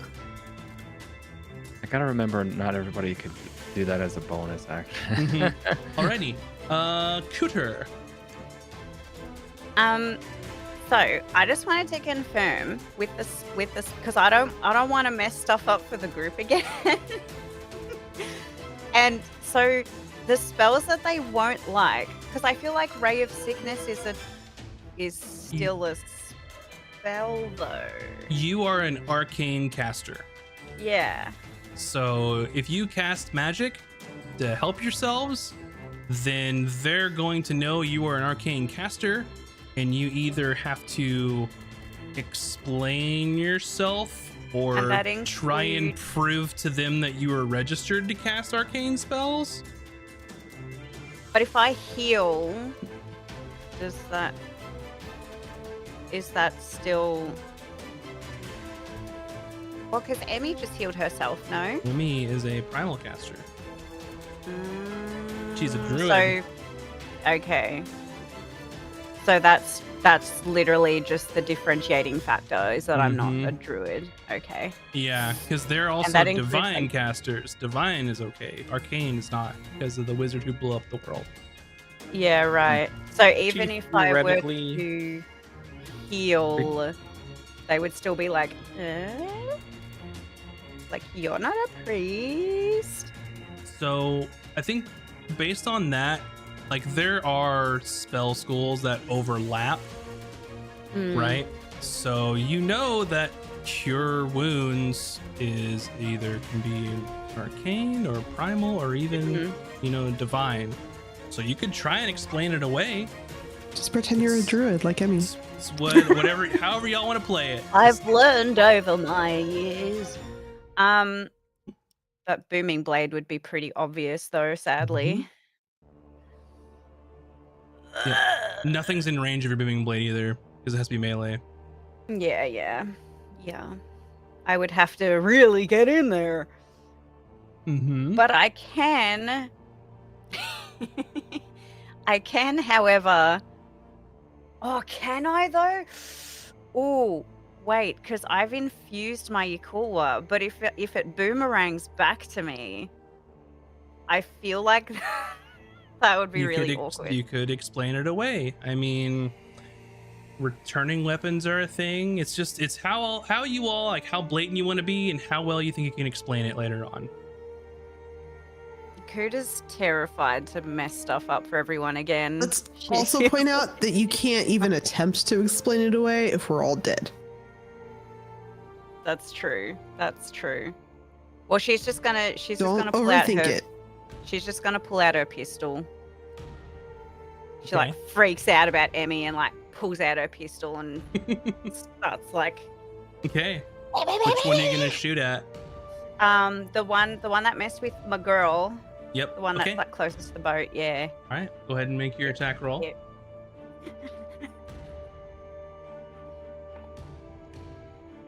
Oh really? 6. Oh man. Pull up the gun and just it goes wide. As she does every time.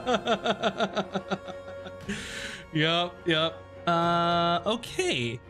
Sister Tilly.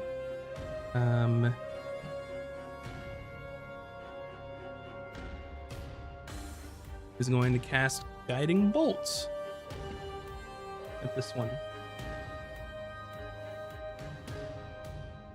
And it's going to hit. Good job. Oh, shit. That's going to do 14 damage. Ooh-wee. Very good. And this one is glowing with a golden orange hue, like the flames of the forge of the Church of the Lightsmith, meaning that the next person that hits it or attempts to hit it will have advantage until the, I guess, end of her next turn. All right, up next, this one.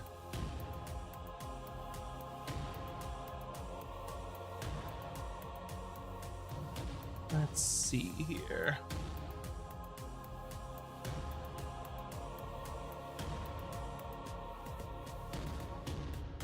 It's gonna swoop on down and basically try and dive bomb at Hayden. But I don't think it's gonna do it. That's a 11 to hit, and I don't think that cuts it. And it used all of its movement, so it is basically just 5 feet above the ground trying to dive bomb at you, and they have reach. But they're kind of stuck. Brother Cedric is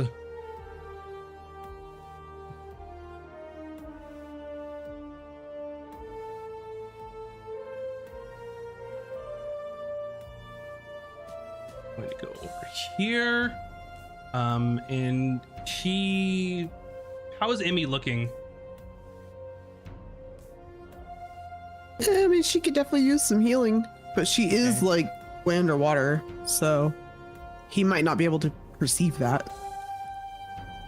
Gotcha.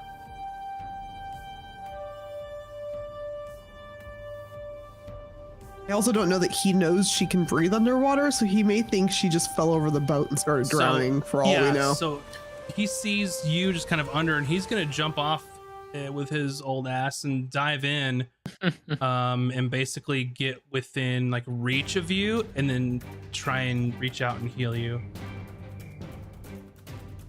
Aw. And you are going to get, he's using a 2nd level spell slot for this. 9 hit points. 9 healing? Wow. Mm-hmm. That almost gets me to full. I'm like basically there. Okay. And he's like trying to reach out and like he grabs you and like attempts to like grab your arm. Not doing it now, but he's gonna try and like keep you from drowning. In his mind. Up next is gonna be this Quetzalcoatlus. Is going to swoop on over here, and it's going to try and get at Brother Cedric. I don't believe that that's enough for their little. Nope, it's not enough for their little dive bomb action. So that rolls a 2, so it misses, and it's going to fly back upwards with the rest of their movement. Go higher up in the air. Alrighty. Azric. Hello. Hi. Is this the glowing guy? That is the Right there. glowy one. I'm gonna drop my crossbow into the ship and throw my spear at it. Okay. Okay. I get advantage, correct, with the guiding bolt? You do. Let's see. You have a range of 20 feet on your spear. It's 15 feet in the air, so you might need to get a little closer, but Boop. okay, that's fine. All right. Okay, how about 17? That hits.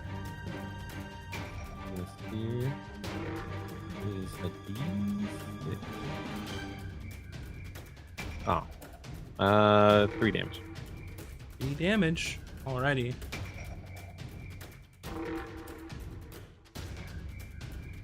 Alright, anything else? I'll yell at the smart people. I was like, try to find cover under the ship. Don't let these beasts try to fly away with you. Then we won't get paid. Okay. You hurl your spear and it sort of jabs into it and then sort of falls off back down on the top of the water. We'll say right there. Hayden. Right. Hayden's gonna step up to this one, nearest him. And I would assume while everyone else was doing their thing, he would have had time to sheath his pistol. Or holster his pistol, maybe? Or do I have to drop it? Yeah, for the action economy to work, because you'd still need to draw one of your swords, right? Right. You just need to like drop your pistol, draw your sword, and then so it's still on the sand in front of you. But Yeah, as he steps forward, he just drops the pistol to his side and unsheaths his saber. And does that also account for my offhand weapon as well, like the other blade, or is it just literally just one of them? Do you I figured I have could do both. Like, Do you have the dual wielder feats? I do. Yes, and you can draw or stow 2 one-handed weapons when you normally be able to draw or stow 1. So you can drop your pistol and then pull both your swords out like a badass. Awesome. That's fantastic. He steps forward and in his mind, he's actually kind of taken by these creatures. He thinks they're neat, but he steps up and says, sorry, mate, but I'm gonna be nobody's lunch today. And he'll slash at the thing's neck with his saber. All right, go for it. See. You hear like faint music by some composer named John Williams in the background as you take in the awe of these creatures. That's gonna be 18 plus 6. That definitely hits. And you've got sneak Right. attack Yes.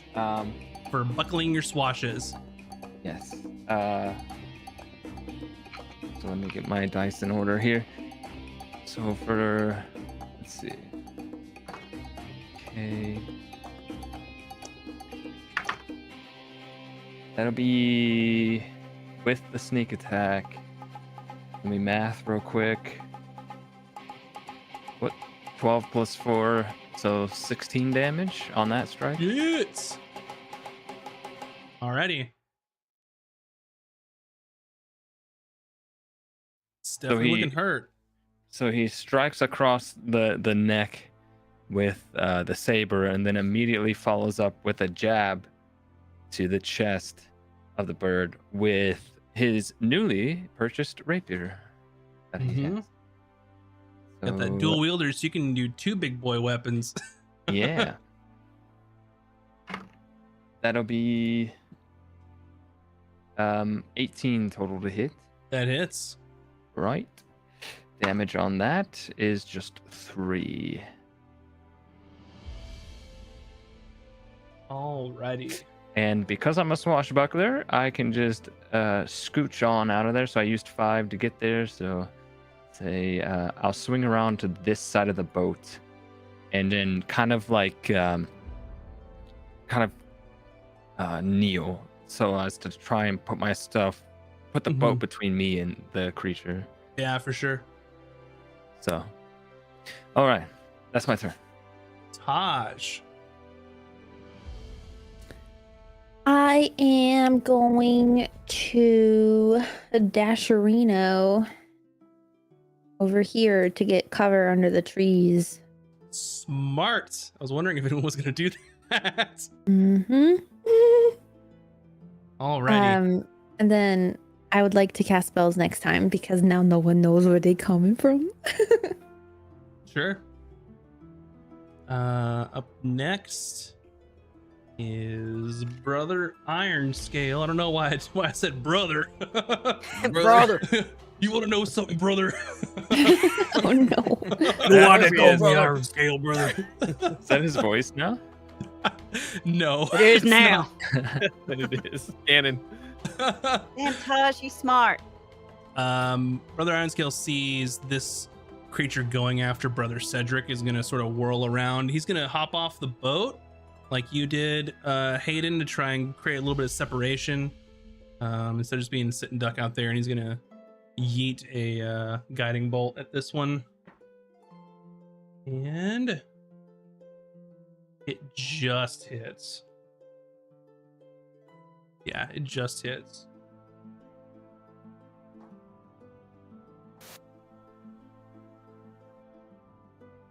$16 damage. Ooh-wee. Damn. Yeah. Damn, And then brother. that one's all glowy.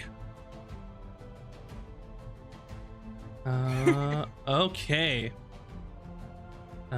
This one is gonna dive down and just try and take a bite out of you, Azric. It's not able to do a dive bomb because it didn't fly far enough, but it still wants to just take a little chomp. But I don't think Okay. 7's gonna do it. Nope. Emmy. Hi, I'm underwater. I'm gonna swim up to the surface of the water, Alrighty. and I'm gonna cast it's 20 feet. Let's see. Okay, perfect. My hand is gonna turn into like a long tentacle and extend, and I'm gonna reach up and grab it and pull it towards me. Okay. Um, Cool. let's see. Melee spell. I haven't done this one yet. Melee spell attack. Roll d20 and add 5. 10. 10 is not enough. So you whip out this little grasping tentacle arm, and as it's sort of flying, it banks to the side and it isn't able to grab onto it. And then my hand will like to reform. Anything else you'd like to do? And I think that's it. I'm looking to see if I don't think I have any bonus action spells right now. No, I'm gonna go back 10 feet under the water. Okay. She feels safe there. It's home. Gotcha. Cooter. Oh boy. They're all looking real hurt.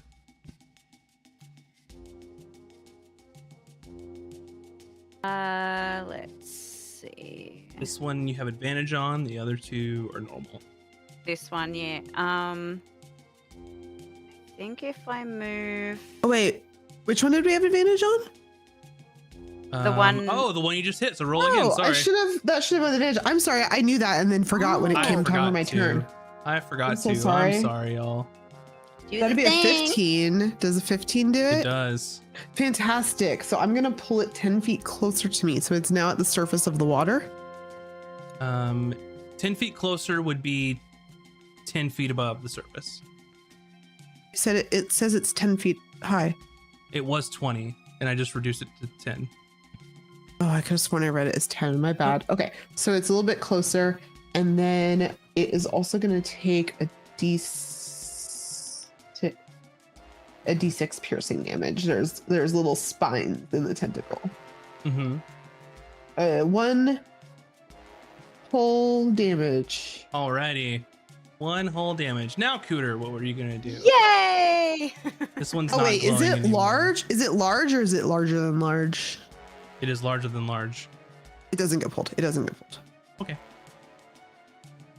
It's very, very big. I didn't realize it was that big, but They're huge. now I'm looking at it. I'm like, wait a minute, they're really big. They're huge, brother.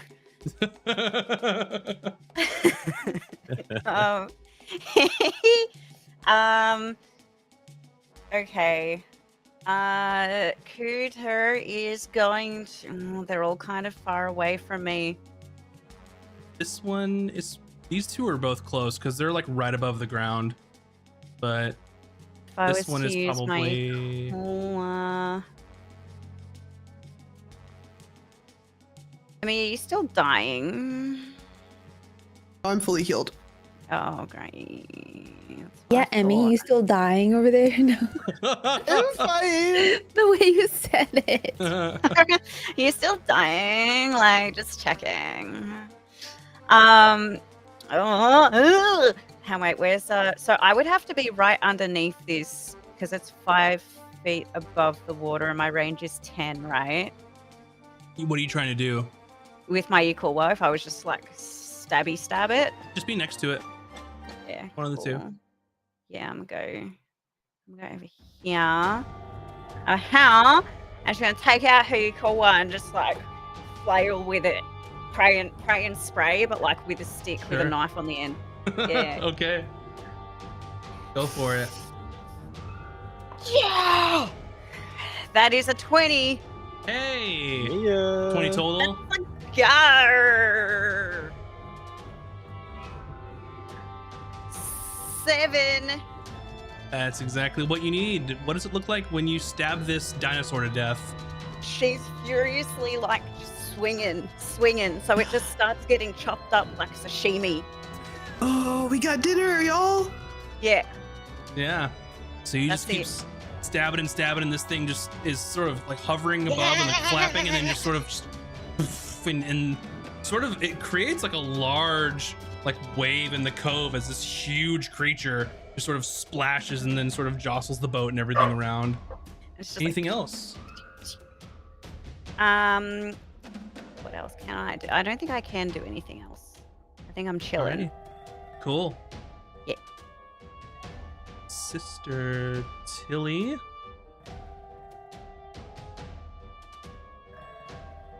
Is gonna do a sacred flame on this one. And I think they're gonna fail. Yep, they fail. So they will take some damage.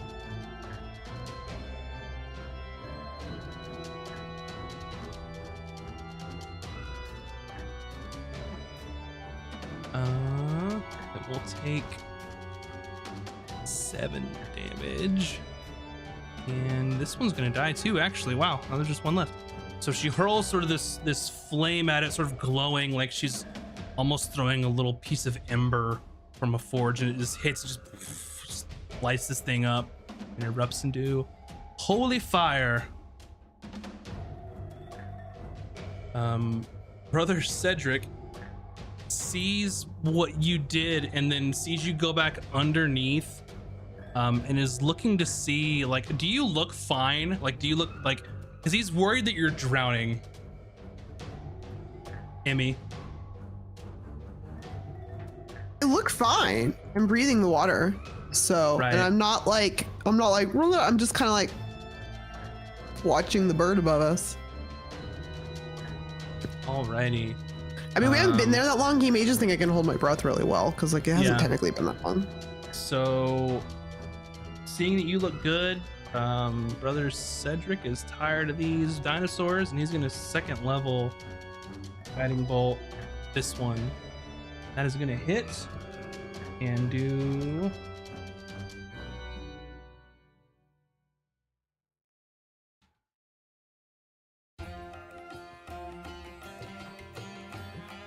15 damage, which is gonna be enough to just obliterate this one. My God, So- they don't even need us. Right. So with that, that will be the end of our combat. That was the first fight I've ever not done a single thing. Oh no. That's not fair. You did a thing. You ran and hid in the woods. Well, no, Gonna I grab was my- gonna do magic from the hidden woods, but then I know. everyone Yeah, died. you're usually the one that opens up with a fireball. Yeah, I I didn't want I'm to gonna fuck grab us my over this beer time. before the current takes it. Yeah. Once we're pirates, you can do problem. whatever you want. Yeah, Yeah. fuck them. No. Yeah. I'll say too that just because you ran in the woods doesn't mean that you're hiding. So it wouldn't take someone very much to be like, oh, Dude, I wonder actually, who cast this spell out Would from they the just hear her woods. shouting too? Like, Yeah. I have subtle spell, girl. I mean, that's you right, do. do. You do. So that would have definitely helped. There For still would've been sure. questions. There would be questions. I But have answers. alrighty. With that, sort of the combat is over. And I'm in so this, glad I didn't die. you see sort of Brother Cedric like trying to swim down as you're swimming up. He's like, oh, I thought the current was going to take you away, child. Oh no, I'm an expert swimmer. You don't need to worry about me. I'm surprised you didn't drown for someone your age. Like that seemed. I can take care of myself under most circumstances. Thank you for the heal. I really appreciate that. Of course, the least I could do is bestow upon you the gift of the lightsmith. Oh well, I don't. You know, when you say it like that, I kind of don't want it. I'm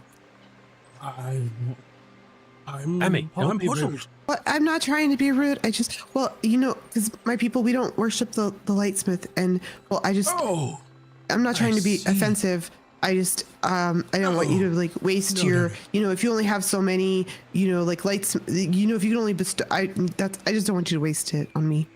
I completely understand. It's completely fine. I know not everyone will directly worship the lightsmith in all of her glory, but that is quite all right because I'm sure that, you know, whatever gods that you choose, perhaps the Wave Mother, knowing your ability to Oh, swim and well, your affinity for the water, I'm not sure that she really. provides a protective embrace around you. Oh no! I mean, that's not, no. Perhaps it's the Lotus King. No, not him either. The Watcher in the Veil, perhaps. No, not, no. You know, it's fine. Azric You don't spits when he have meant to. Lotus King. What's that? Azric spits when he mentions the Lotus King. Really? Do we see that? Well, very well. And he just sort of just like swims back over onto the shore. Hayden walks over and picks up his pistol from the sand and is kind of like brushing it off and says, well, with moves like those, I dare say this might be our easiest payday yet.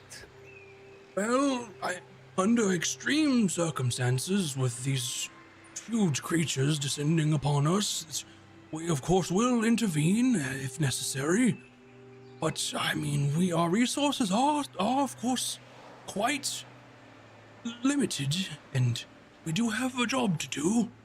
And Brother Ironskill comes over and he goes, "What he's saying is, this is your job, not ours." Your voice has changed. No, I was kidding. To Brother Ironscale? Yeah. Brother. Yeah. Hayden walks closer to him and looks him in the eye and says, I'm sorry. Do we have a problem? You look up to him because he's like 6'7". Right. Dragonborn. There's not a problem per se. It's just we have work to do here that require our divine gifts. So don't expect us to bail you out every time. Because at the end of the day, perhaps we'll be a little spent. You take care of your business. We can handle ourselves. That's all I'm asking. Glad we can come to an agreement. Right. Anyway, about time we get out of the water. Right. Yep. Yeah. And Sister Tilly comes over to you, Hayden, and she goes, "Don't mind him. He's sort of very direct, but he's got a heart of gold, or I guess brass, since he's a brass dragonborn. But he's really a good guy. Just not the easiest to be around sometimes." Oh, that's okay. We know what people like that are like. He kind of looks at Taj. And looks back. It's fine. Are you okay? Were you hurt? I could heal you if you need any healing. Oh no, I'm fine. Okay. We'll get the next ones. Yeah, the next ones. We'll make sure we take care of them. Oh no problem. I mean, we'll always help if we can. So not an that's issue. very nice. And Is Emmy you s- meeting her long lost twin sister or something? What's happening? she's just a nice lady. I like her. Iron Scale is sort of stopping up the beach and is looking around, and him being sort of the field cartographer is just kind of getting a lay of the land. Well, I suppose that the first thing we should do is build our camp. Actually, we'll we be should tie staying. the boat up so that the tide doesn't take it out, because and Emmy like looks at the sky and is like, the tide's gonna be going out soon. Just drag it further up shore. It's a rowboat. Emmy tries and it's like she's got like negative strength. And Iron Scale walks over and just one hands it and just yanks it another like 6 feet. There. Thank you. Thank you. Well, let's build this camp. And he starts getting supplies out of the boat. Are we sure we want to build it right here where the giant birds live? We're not building it here. We're going further inland. Okay. Should I start looking for a place to camp? I can do that. I'm good at that. Yes. Okay. Cooter, will you come with me so I'm not alone? Oh yes, of course. That's what me and you do. We're just the best at finding the best little safe spots. That's true. We're also the best at finding real food, because I don't know that the rest of them know what real food is. Oh yes, supper. We should. Yeah, we should do look that for too. supper. Yeah, do you want to do the supper and I'll do the camp, or do you want to see if that bird that we killed could be supper? Oh, I'll have a look and see if I can salvage something. Okay, and I'll look for a good spot for camp. Okay. I would like for you both to make some survival rolls. Mm, If you manage to snag a claw, I'd like to have one. 12. 9. So Emmy, you're sort of looking around, and you're like, no, not on the beach. And you walk a little further inland, and you basically just look just right inside the tree line. Oh, that's good. That's what happens. And for Cooter, you're struggling to get this. I mean, there's a bird on the beach, right? And you're sort of taking a look at it. They're little singed with the guiding bolts and the sacred flames. Might be enough to salvage, maybe like for a couple people. So I'll say from this that you can get 2 days worth of rations. Not a whole lot of good eating on these things No. in their current state.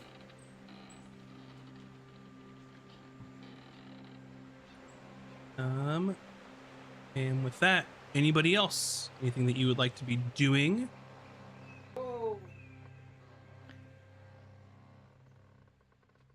Whoa! What was that? That's so funny. The dogs must have done something. It sounded like someone was like, Wow. "Whoa!" That's okay.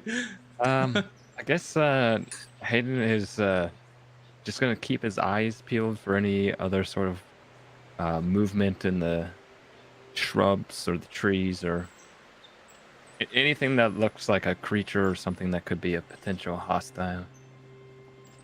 Make a perception roll for me. Very well. I didn't see anything. It's All right. It's like a 4.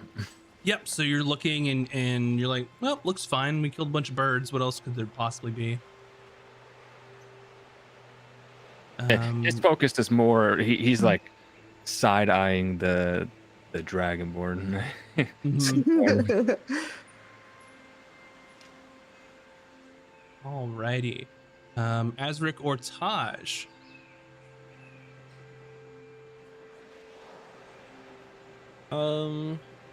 Just looking around, making sure there's no more dinosaurs, and yeah, that's about it. Make a perception roll then. I'm gonna do the same. Both of you. 17. 5. All right. Taj, you don't see any dinosaurs in the immediate area. And for Azric, you're pretty confident that this was sort of these giant ass dino birds territory, that nothing would probably want to live here because they'd probably scoop them up and eat them. So you think that you're pretty well safe in this area now that you've completely dispatched those Quetzalcoatlus. Well, it seems rather that this area is safe for now.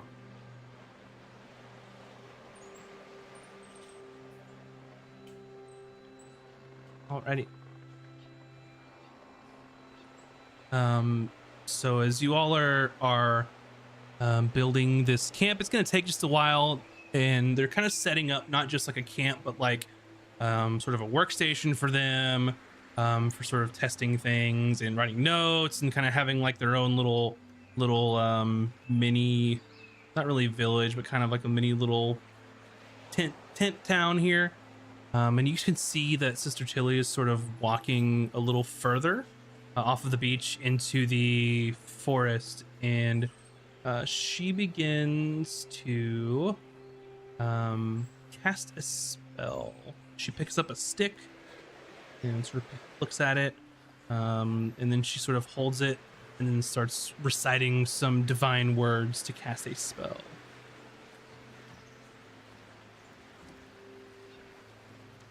And just a moment later, she's done and she walks back over to Brother Cedric, and she says, Brother Cedric, nothing in the immediate area, so we'll probably have to go a little further out. And he goes, that's all right, we've got plenty of time.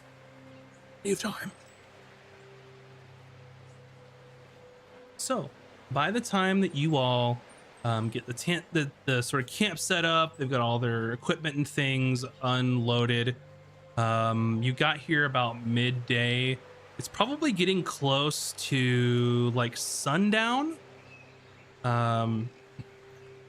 And Brother Cedric sort of looks over and says, well, I think that's enough excitement for today, and we can have an early day, I think, so I'll retire for the evening. If anyone should need anything, then feel free to stop by, and I'll do what I can to help you. Good evening.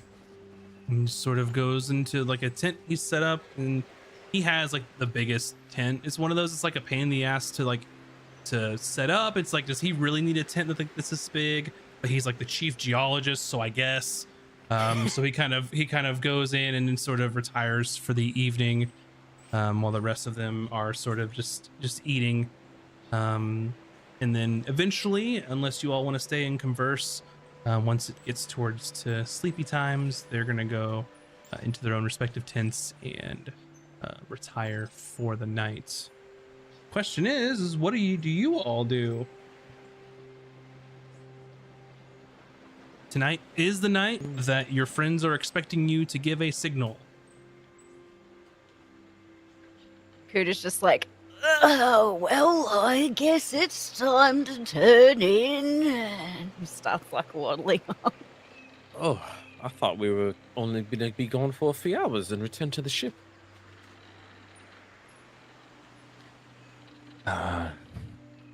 Right. Or why don't we just sneak off after they go to sleep and then leave them here? Well, we would still have to row back to the ship. Right. So we can expect their whole crew to be aboard. Not if we trick them into not being on board. So I was thinking, I think this is true. It's mostly what I've, read about ships and crews, and then I've seen a little bit of it when I was on boats and other people they didn't know I was on the boat. I was like a crab, and they were like doing their boat things. But I think they're really superstitious. So if these we could people? No, like, I don't believe so. sailors aren't superstitious. I mean, some are, but these are not just sailors. They seem very. I don't know, To be clear, I don't mean the people with us. I mean the people on the boat. Yeah. Okay. Well, I was just thinking we could try to get them off the boat, and then once they get to shore, I can turn into a dolphin and steal the rowboats, and then they can't get back to the boat. How would you go about convincing all of the crew to leave their ship? Maybe Taj could like do a spell and tell them to leave, or you can make it look like there's something really shiny, like some treasure on the shore, or you could look like a ghost and be on the boat and be like, "Ooh, this boat is haunted," and like that sort of thing. Or we could just like push them overboard. I don't like that plan very much because they could like hit their head, like on the way down, I know. Or we could go back in the boat and we could say, "We need help. We're under attack," and then they would come to help, and then we steal the boats. That one might actually be good, but that involves lying, and I told you I'm not good at lying, so I'll do the dolphin part. Unless somebody else wanted to do the dolphin part, that's fine. Taj, you said you had a way to speak to someone from a distance, right? Would it be in our interest to delay this until we have a more advantageous time? I mean, It's up to everyone, but I don't know how we're supposed to pull this off now. So, a couple things. Oh, go ahead and finish. I guess I was just gonna say I was under the impression that we were not gonna do it right away, but like after we had figured out what was the mining situation like, like We told them it would be tonight. I don't know why we did that, but we told them it would be tonight. Yeah. So, a couple things, just so you have all of the facts. Whenever they gave you the numbers in the ship, they included you all in those numbers. So the 3 of the clergy are ashore. There's 5 of you, so that's 8. So there's maybe 10 to 12 people on board total right now. With that, if you plan on doing this in the middle of the nighttime, the night watch might be 3 or 4 people based on Hayden or Taj's or Azric's experience. It's just a matter of what you do with that time and how sort of fast and violent you are in this takeover, of whether they're going to fold or not.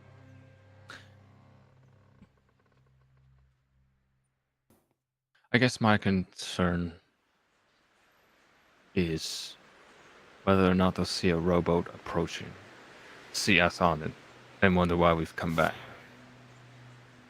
Maybe not until you're within like distance of their like lanterns. Oh, I think I have something for that. Hold on. We could also go like around and then like if the boat is here, like we're approaching, but we approach the long way, so we're like coming up behind them, you know? I can make a fog cloud of around the boat. I can do that too, so we can double it. All right. So what we do is we message Azak to approach a ship once under the cover of fog. Sneak onto the ship, take out the 3 crewmen who are watching over the ship, and then that's when Taj and I will change our appearances and take the captain hostage and maroon him. I'm gonna swim first, and I'll do the fog cloud there before you approach, and then Taj, you can do the fog cloud when you get within range. Mhm. Because I could just swim to the boat. I'm really good at swimming, so. I would also like to suggest that we could be invisible and do some things while they're not looking, and then we appear as not us. Oh, Potentially. I thought you were gonna make Cooter and Hayden invisible since they can't be disguised. Oh, I was not sure what the plan was. Oh, Cooter, I'm sorry, I didn't mean to speak for you. Are you gonna stay here? I know you don't like violence. Oh, Cooter's already asleep, so that solves that problem. Well, if we're taking the ship, that means we're not staying. Right. We do not need to We have to stay. wait. We'll have to invisible. roll her onto the rowboat. You could like wake her up, but as far as she's concerned, she was like, I think originally you guys were planning to like pretend to kidnap me or something. So Yeah. she's like here to do research. That's right. We did promise her she could do research here. That's so funny. So she's like, yeah, we're gonna have a nice and early day tomorrow to do all the Alright, let's research. just delay it a day, get a better grasp of the area and what's happening, and then we'll try. Do I tomorrow. see Karzak's like boat in the distance or whatever? No, it's like a good 20-minute row from where you are to the ship. And your message is only going to go a 150 or 100 feet. and, yeah, 120 feet. Yeah. 120. Okay. Yeah. So they're waiting on you all. They're ready and raring to go. Today's the day. With that being said, based on what's happened on the ship, you don't know whether the conditions are going to be better or not, because none of the crew looks like they're going to leave with you all. That's why you were paid, is to take care of the geologists, and they're just here to ferry them around and take care of the ship. But we're going to be here for like 9 days, right? Essentially. I don't think the conditions are going to get better. I think we should just do it. Element of surprise, less room, because if those other dudes are here, they might see them or trace of them. If we move now, there's a chance that, like you said, well, the element of surprise, they're not even, they just barely anchored up in the bay, so they're probably relaxed. I suppose the worst case scenario, we make it look like we took you guys hostage, and then we can continue our business as usual. Well, with the information we have, knowing you can cast a fog cloud, that gives us some cover. It's pretty good cover. I can cast a fog cloud that is, hold on, just had 120 feet from me, and 20 feet in or 20-foot radius. You just need to cover the top of the ship. You don't need to cover the whole ship. Yeah, I know. Just where the watch is. And they'll think it's a normal ocean fog. Well, I would say with that part of the plan, our success rate goes up a bit.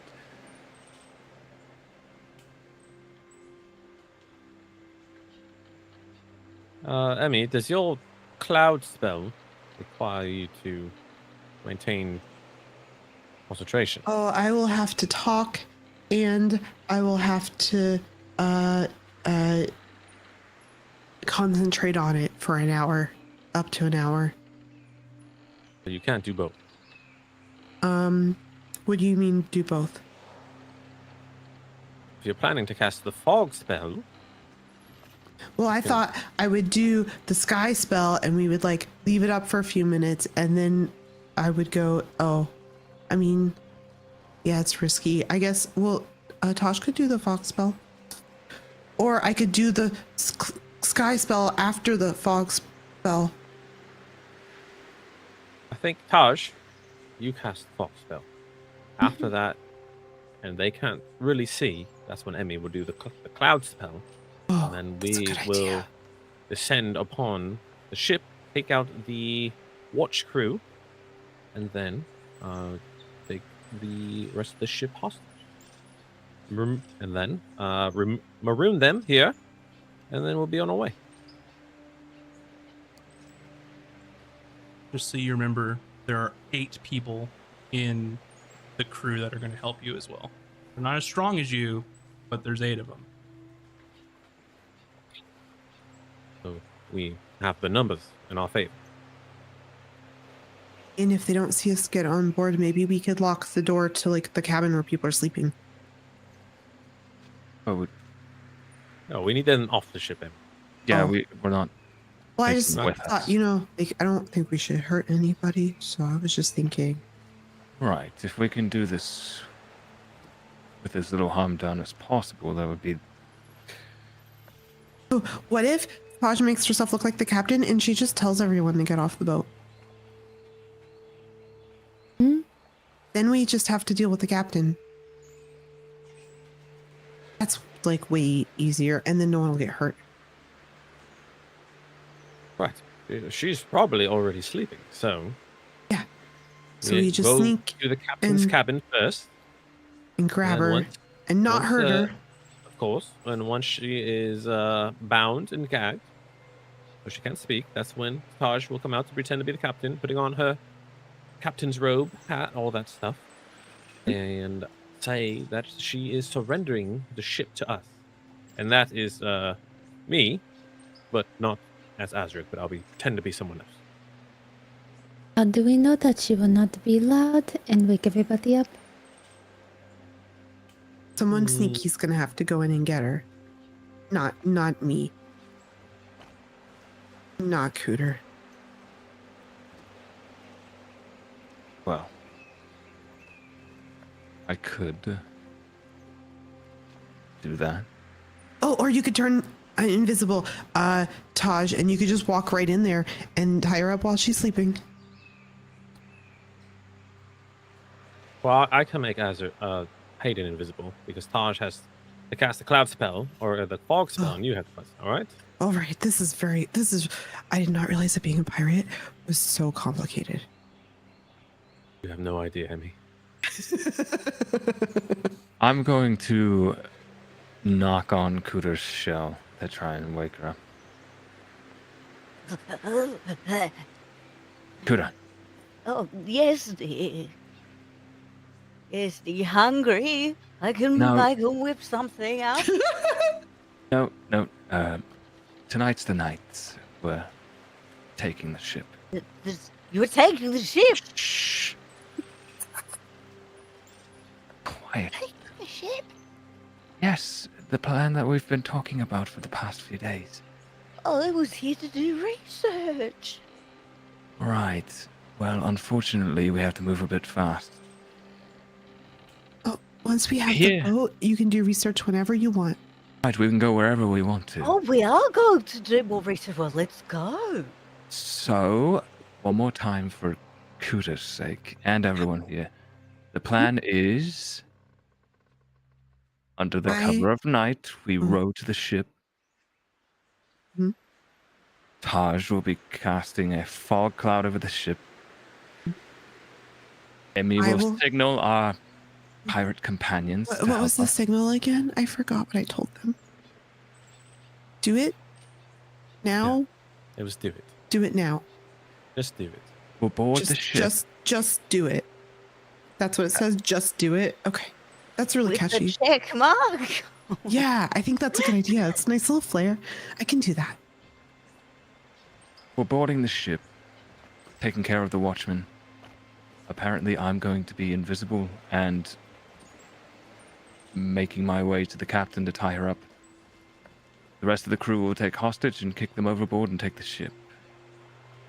We don't kick them. We put them onto the boat and they go to shore. Or we just kick them off the side of the ship. No, the captain, aka Taj, is going to say, please get in the rowboat kindly and go to the shore as I am surrendering the ship. Right, very well. But if you want to kick someone, I mean, that's probably okay too. That is the plan, yes? I didn't miss anything. Right? That is correct, yes. Okay. Well, make sure everything's in order before we head to the rowboat. Suppose. We all good? 1 second. Forgot to keep. Let me make sure I have a spell slot. I wasn't thinking about that earlier. Okay, I'm good. I would assume by now we've had like a short rest of this. Oh yeah. You all can definitely get a short rest since you were, making camp and then eating food and getting ready for bed. So What should I do when I get on the boat? Should I turn into an animal? Should I hide? Should I swim underwater so they can't see me? Should I pretend to be captive?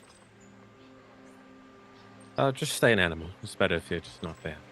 Like a little crab? Like me and Bucket could just like hang out somewhere? Sure. Okay. I get that a lot. It's it's better if you're just not there. Yeah.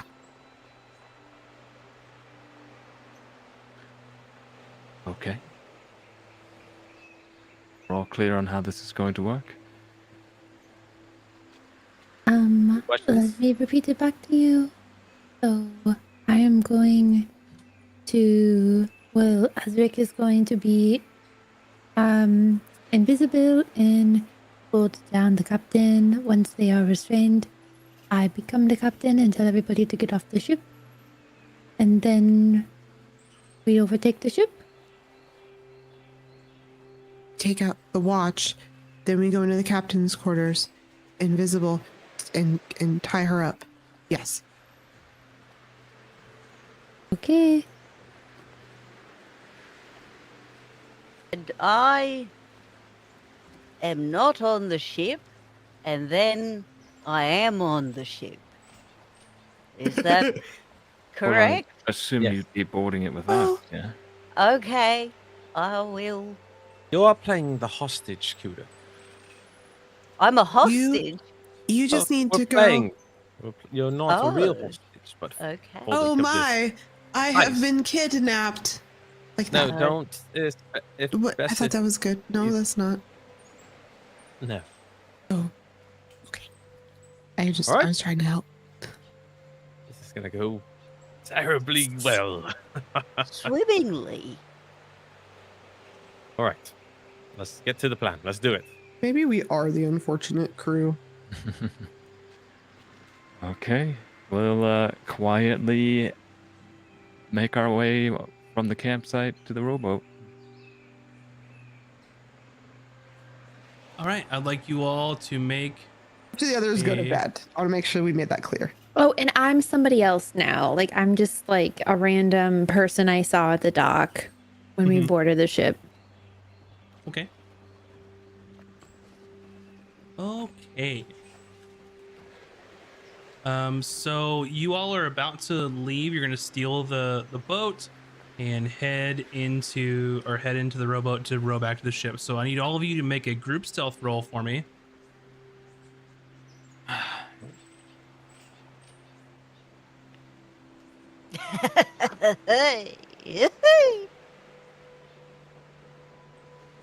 All right, what was your roll, Cooter, for stealth? I'll go last. Hey, I was gonna cast pass without trace. Okay, go for it. Do Um, you have does that have a verbal component? Oh, You have subtle spell? no, And do you have that prepared as well? I do. Well, I assume she doesn't have to shout Let's the say, incantation, right? oh, you do kind of. Yeah, Shout the it's stealth It's like Harry spell? Potter, where you're It's- like, yeah. "It's like Yeah. Patronus." Yeah, yeah, you it's do. like that. When You you have to cast shout it. So when you cast a spell, you have to like audibly and like with emphasis like Gusto. cast the verbal component. Like you have to say it and like mean it. So you can't like just whisper and say you cast a spell, because if Right. that's Really good. allowed, then there's no reason to have subtle spell. So that kind of defeats the Right. purpose of it. But I guess I was under the impression that you could speak it, like. it's got to be But like you don't have to shout it, but you have to speak it like. You have to say it with meaning.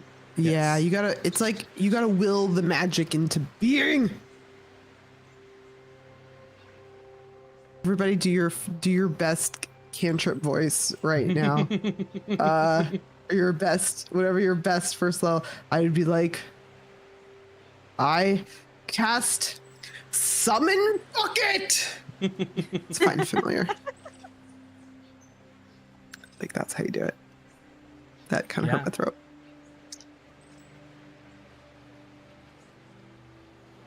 Yes, I'm just like watching the gears in your brain right now.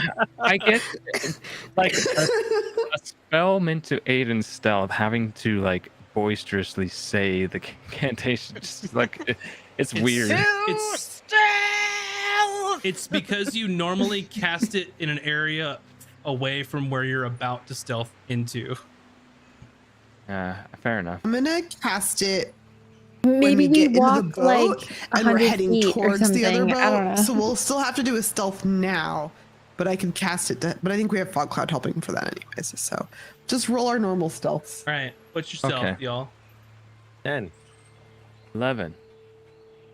10, Well, 21. 11, 21, Wait, One. wait, 1. wait. Don't stop talking.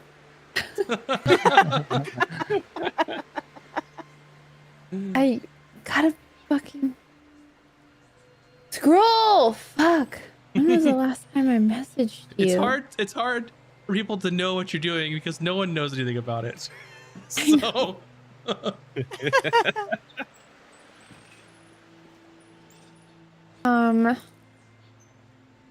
Okay, there we go. Whatever. okay. Cooter, you think you're gonna be awful. But you're not. You're actually doing really well. Who's Amy, what was yours? 12. 12.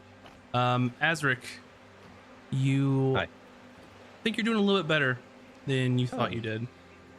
Oh. Brilliant. So, And I rolled a 21.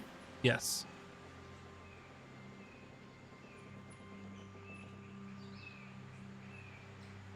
Okay, let's look at these priests. I think I just figured it out, and I'm really excited. That's all I'm gonna say. Passive perception plus their disadvantage because they're asleep. So yeah, easy enough. You all slink away, drag the boat from the beach into the water, and start slowly rowing away without any indication that those poor clerics have any idea that you just left them on that island. The Dragonborn was a dick anyway. I mean, Make yeah. it sound so. Tilly wasn't though.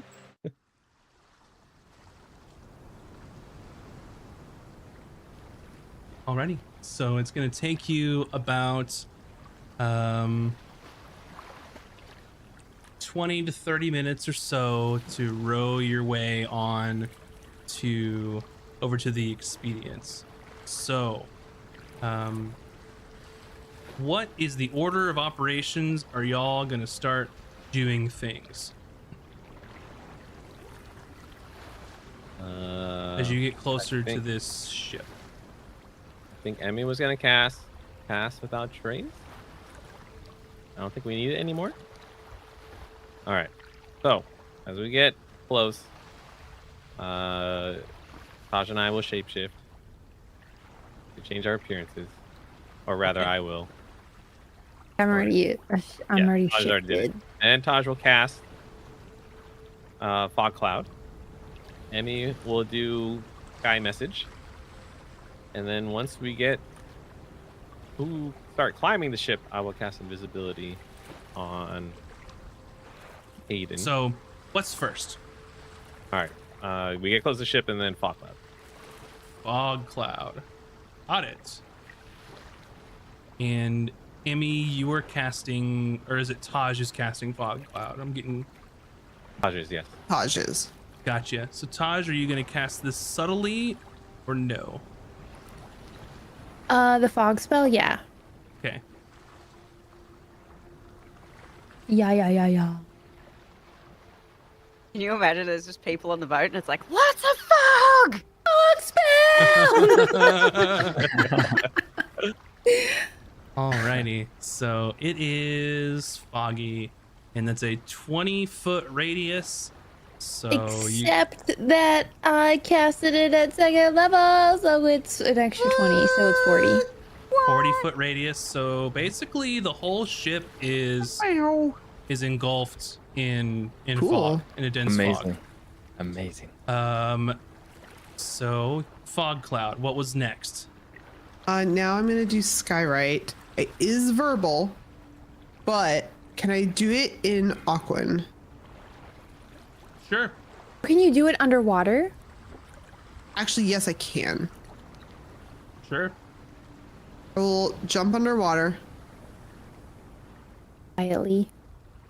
Quietly. What's the Let's range of try this? the- So, just so you know, look at the range on Skywrite, because you can easily cast this before you get anywhere near the boat if you really wanted it to. I was thinking, like, how close? I thought you didn't what's want them the to see range? it, so you were waiting until Fog Cloud. But you know what we can do? You can cast Emmy will Fog just Cloud Emmy will 120 hop feet off. away. Emmy's gonna hop off. Yeah, that's how far away we are, and Emmy can hop in the water and swim a little away if needed to. So I'll catch up with him. Okay. And So and I will cast it. are you gonna wait and cast this as a ritual, or you're probably gonna have to burn a spell slot, aren't you? No, I'm gonna use a spell slot for it because we don't Okay. have time for that. Gotcha. Second level, and it Okay. says, "Just do it," and a check mark. Okay. Got it. What's next? Since we're 120 feet away, I'm gonna twin spell invisibility on Cooter and Hayden. Okay, so Cooter and Hayden are now invisible. And as a reminder, if you cast a spell or attack someone while invisible, you're no longer invisible. Then I'm gonna turn into a gnarly pirate dude Okay. with I disguise. will also turn into a gnarly dude. Can you all I- describe in detail your gnarly pirate dudes? Just so I get a Describe good your mental gnarly picture. dudes. Yeah. So I have a squarish head with the meanest butt chin you've ever seen, and a massive beard, but there's no hair around the butt chin, so it's very exposed. And bulbous eyes, bulbing, like a long, skinny nose, and I have like salt and pepper long hair, Okay. and I'm a little. I have like Jack Black's figure. Okay. Amazing. What about you, Taj? So I look like Johnny from Ed, Ed, and Eddie, who's like the kid who holds plank, except that I have a beard that is like braided, but it's like unkempt and Beautiful. like scraggly and just looking really weird. And then because my head is bald, I have a bunch of like scars all over the place, and my clothes are a little tattered. And I have, I don't know, whatever. I have a disguise kit. Those are my tools. So I have a bunch of like weird clothes and shit in my backpack. The only way I can describe Johnny's like head from Ed, Ed and Eddie is it just looks like a potato. It just looks like a Yeah, weird looking potato. Like not the Google it. potato that you'd buy at the store, the one that you'd Yeah. pick up and move over, and you'd buy the other ones. Yeah, exactly.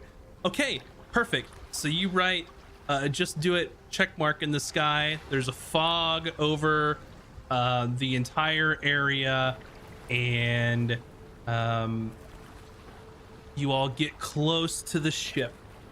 Meanwhile, about 20 minutes or so away, tucked in next to the island, like looking on, you see, well, you don't see, but I'm going to describe to you what's happening. Your old dinghy that you stole from Rosadon is full of your future crewmates, and they're waiting, ready and raring to go. They've got daggers and they've got swords in hand, sort of crouching down, waiting to sort of get over there and row. And in the sky, they see "Just do it," check mark. And then Karzak goes, "Is that a signal?" And Karzak says, "I think it is." And then Chowder goes, No. They said they were gonna put "it's time" with an exclamation point. And then you look over and then you see one of the bugbear, Gatto, goes, "Well, who else is gonna be doing that? Just do it. It's time. It means the same thing." And then Zar goes, "No, it doesn't mean the same thing. They're different words." And then Karzak goes, "Shut up, and we've got to go." And then the other goes, "Well, I don't know if we should go or not." So you hear them sort of, you don't hear, but they're sort of squabbling back and forth. And then Karzak goes, "All right, shut up. I'm the bosun, and we're going." And Zar goes, "I don't think we should go." And then Slug, one of the goblins, smacks him on the side of the head. He's like, "Well, the bosun said we're going, so we're going." And then they sort of erupt in like, not like fisticuffs, but like one of those like weird like shoving matches when people are like mad at each other, but they're not actually gonna fight. He's like, "No, you shut up." And they're just like jostling this boat back and forth. And then they finally like get to a point where they're just like, "Fine." Karzak's like, "Do you want to be on a ship or not?" And they're like, "Yeah." "Well, then we're going. Row!" And then they all start rowing towards Can we just take a the minute? Expedience. Yeah, I appreciate this conversation with yourself. It's so good. Actually, snaps. Snaps. We have a real crack crew waiting for us. I mean, you gave him a signal. We were talking in our secret chat without you. We're like, fuck, what was the word? I don't know. What was the word? I don't know. It's like the one thing I didn't take notes on. I noticed everything else. So you all begin rowing and you make your way and you're there at the side of the ship. You don't see your friends yet. Are you going to continue without them, or are you going to wait for them to arrive? I'm gonna wait for them to arrive. Okay. So you wait, and then 5 minutes goes by, 10 minutes goes by, and then you hear a like something hitting the side of the ship. I send. Oh, sorry. Go ahead. Go for it. I was gonna say I send message to Kat or Kurzak to tell him the plan that we had talked about, so they don't just jump on the ship. Gotcha.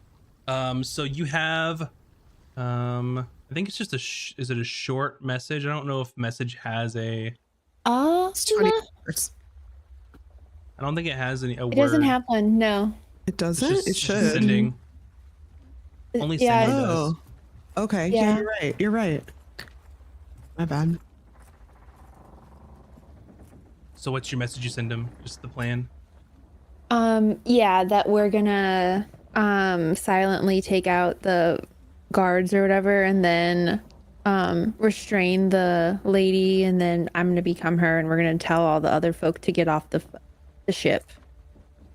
And then a minute goes by. He can talk back to me too. Wizard magic. What are we supposed to do? Because it's a cantrip, I can Mhm. send it again, Yeah. and I say, just wait for my signal. We will tell you when to get on the ship. What's the signal? We need to be explicit because the last signal was wrong. I can literally talk to your brain. I will tell you get on the fucking ship. All right, get on the fucking ship. Got it. We'll wait here. Mm-hmm. And then you hear that So people, good. like, they saw his mouth like moving, but no words come out because it's being sent back to your brain. And you hear them whispering and like loud whispering, and then shh, and they start shushing each other, and then they all stop talking. All right. All right, let's So, go. what you all will see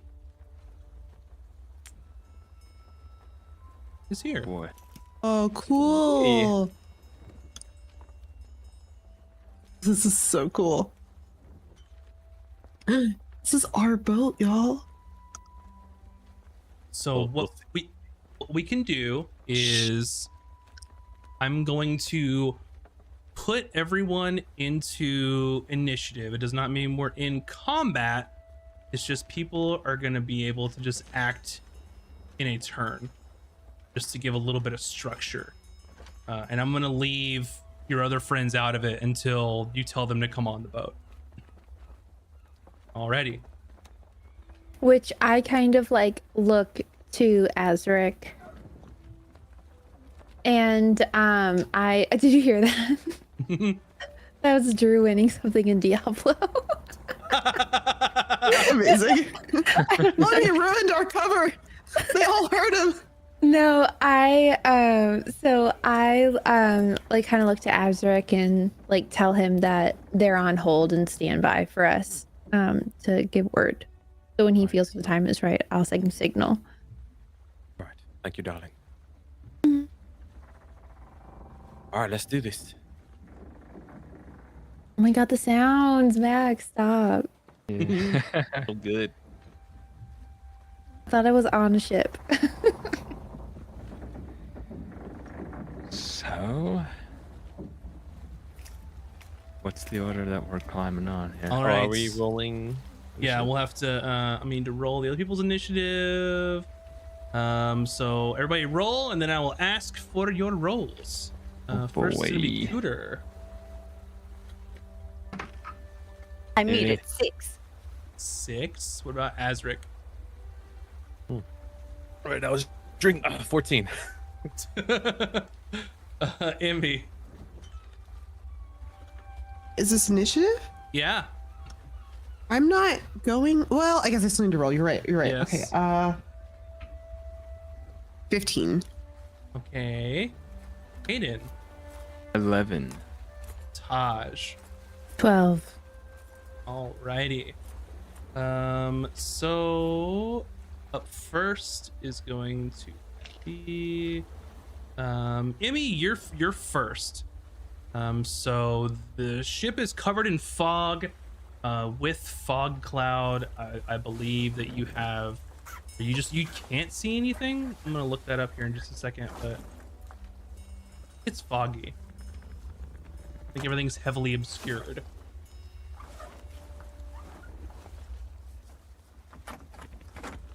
That's fine because I'm going to just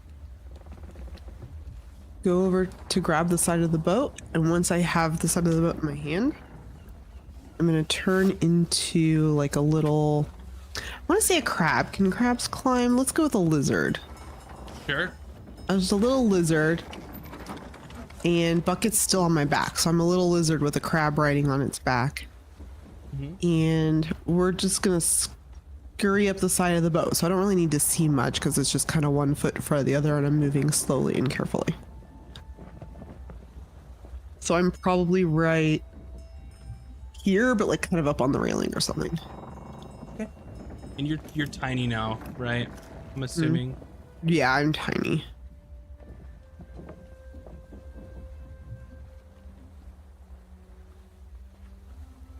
And I'm doing my best to stay out of sight. Like, so even if the fog were to drop, there'd be like a piece of wood or railing, you know, like I'm kind of like Yeah. lizards do. You're just a lizard, so even if they do see you, what do they really Well, there's care? a crab wearing armor on my back, so I mean, Oh, does your crab It's still not, have like- its knife and yeah, okay, and coaster? yeah. Okay. Azric. So just a reminder, this whole area, it's heavily obscured, which means that it blocks your vision entirely. So you can pretty much only see what's directly in front of you. Okay. Taj, when we are all on top of the ship, you can get rid of the fog. Then we can take out these night watchmen. Hmm? And I'm gonna What'd you do? start climbing.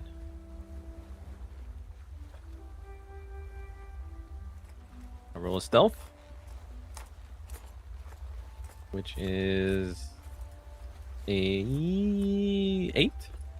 We all need to We're- roll stealth. No, we're using your previous stealth roll, your group stealth roll. Oh, So okay.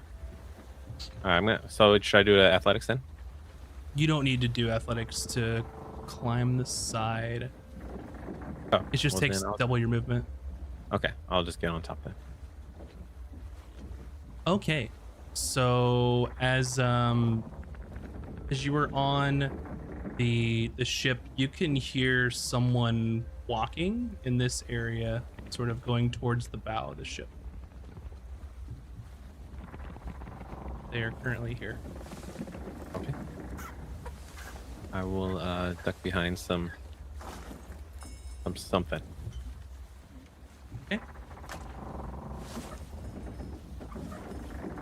And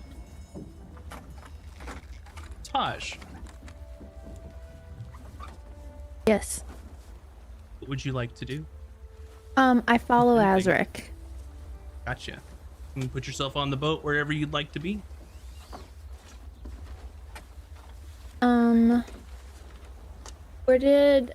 Where did he climb up? Yep. He's right there. Out Okay. right there. Yeah.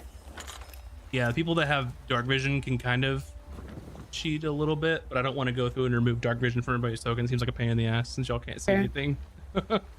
So yeah, anything else you want to do? You also hear someone walking in there right here, moving in this direction. Did Azric approach on them? I'm right next to you, Azra's right Dolly. beside you. Okay. I will stay with him and follow his lead. Alrighty. Up next, this person is going to walk here.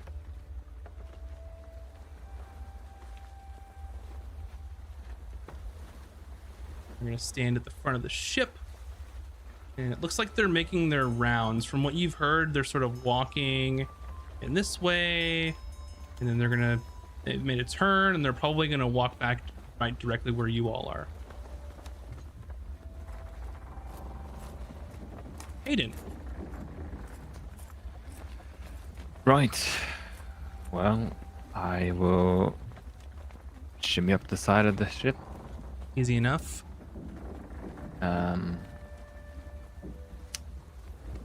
How much movement would you say?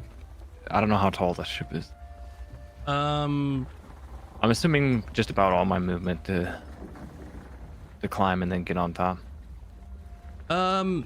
yeah, probably. You probably have like 5 or 10 feet left.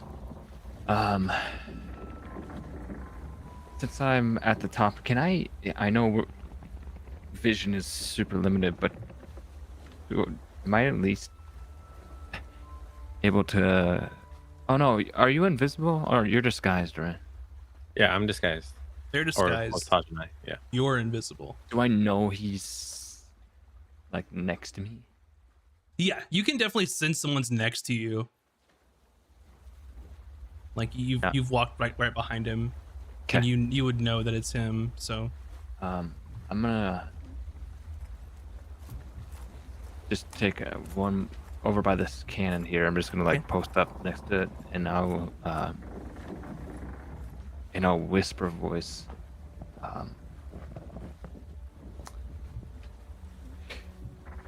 Because of my knowledge of ships, and I know how a crew would move, like at night for watch.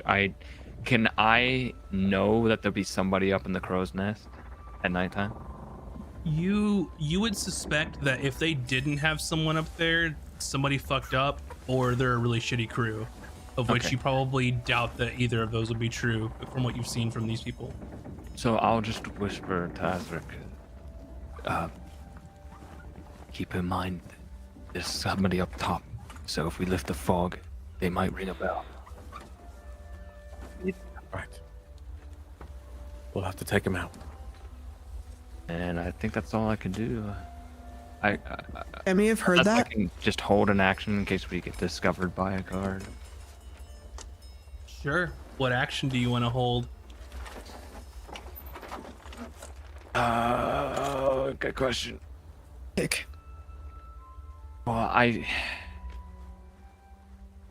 know what? Nah, I'll just forget it. I'll just hang out. Okay. Cooter. Panic. You're just gonna stay in the boat? Yeah, she can't see shit. No, she can't. You are invisible. You know that the ship is this way for you to climb if you wanted to get aboard. Oh god. Okay. She's kind of feeling around. She's fumbling. She's Mhm. fumbling. She's fumbling.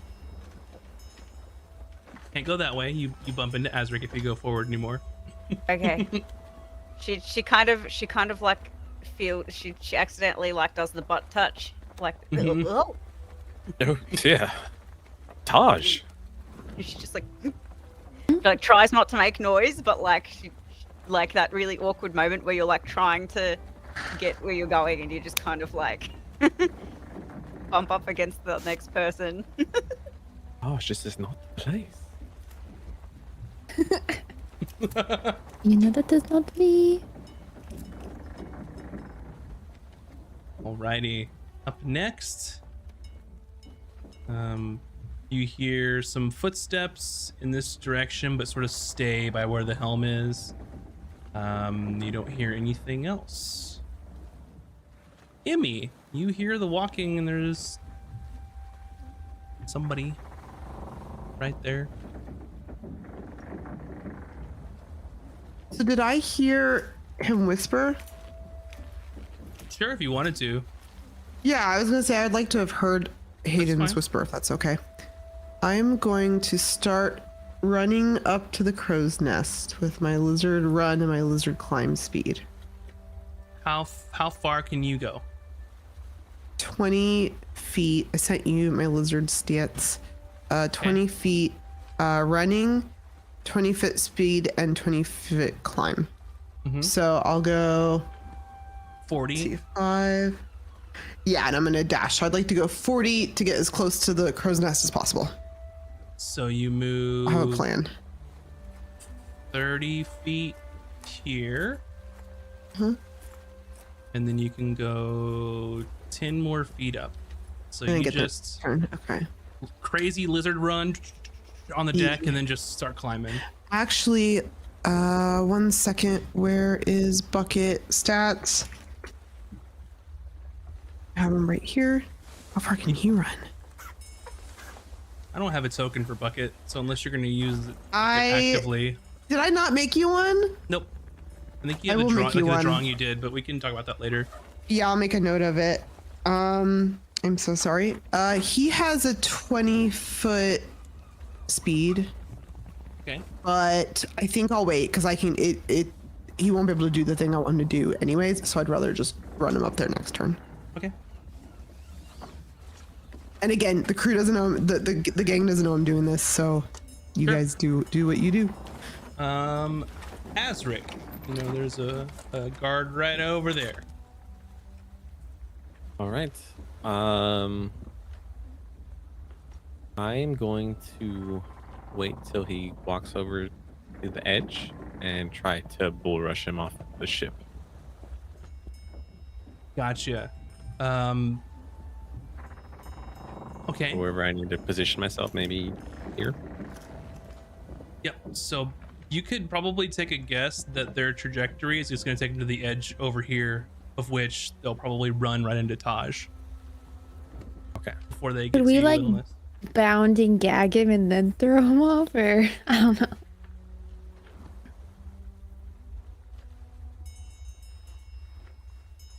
Regardless, people might hear him fall in the water, but Yeah, Or if yeah. If you're waiting to hold an action to shove him off the ship, you could just shove him off the ship instead of holding anything, because He he's. could also just like climb back on, though. You know. So what do you do, Azra? Yeah, that's what I'm gonna do. I'm gonna tell Taj to let the rest of the crew to get on board. When you say the rest of the crew, like Kurzak. Yes. Okay. Darling, tell the rest of the crew to start boarding the ship. I'm gonna push this guy over.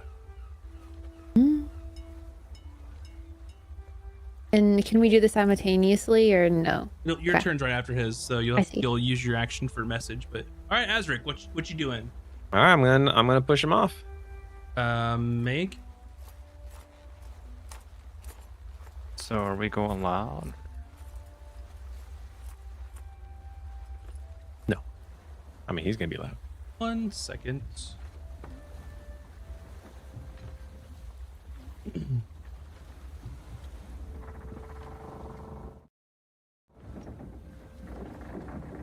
Little malfunction with my headphones real quick. Hold on. I'm gonna Peace reassess. in the cord.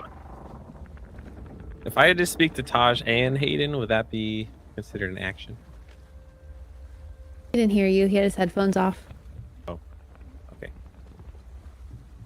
Okay, all good. Okay, All right. re-ask your question. Okay. Yeah. I'm reassessing. If I speak to Taj and Hayden, is that my action?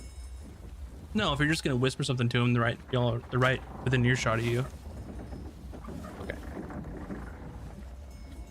So what's your whisper, Tim? Okay. All right. I'm gonna reassess this plan. All right, Taj, El Kazak, and the boys, we're get on the ship and take out the person who's assumably at the helm. Hayden, quickly get to the captain's quarters and try to knock out the captain. And I'm just gonna move forward to the other side of the ship and let this person. Well, I'm gonna push this guy out. And then I send the message.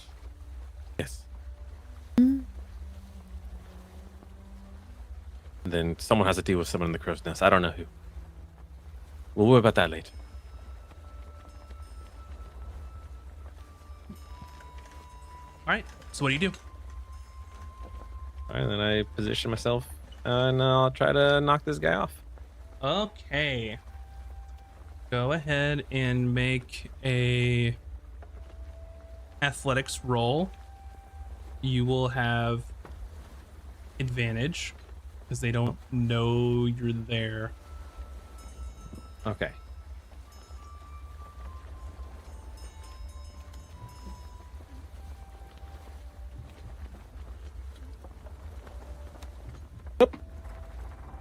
Okay, advantage. Thank you so much. That would be.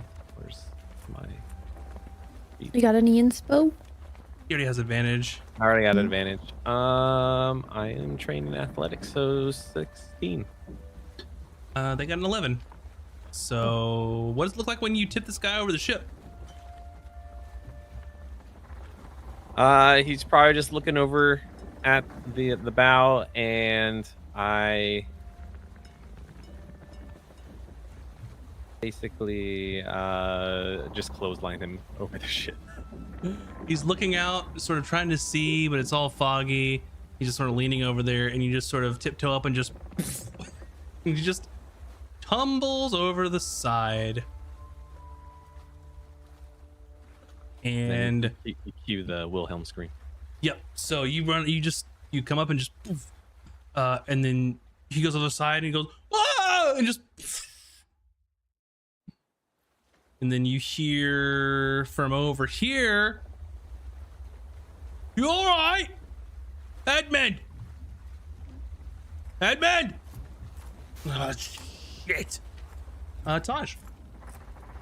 I send message to the boys in their head, and I tell them that yes. please, like get on the ship quietly and take out the guy at the helm, and if there's resources to quietly take out the people in the crow's nest.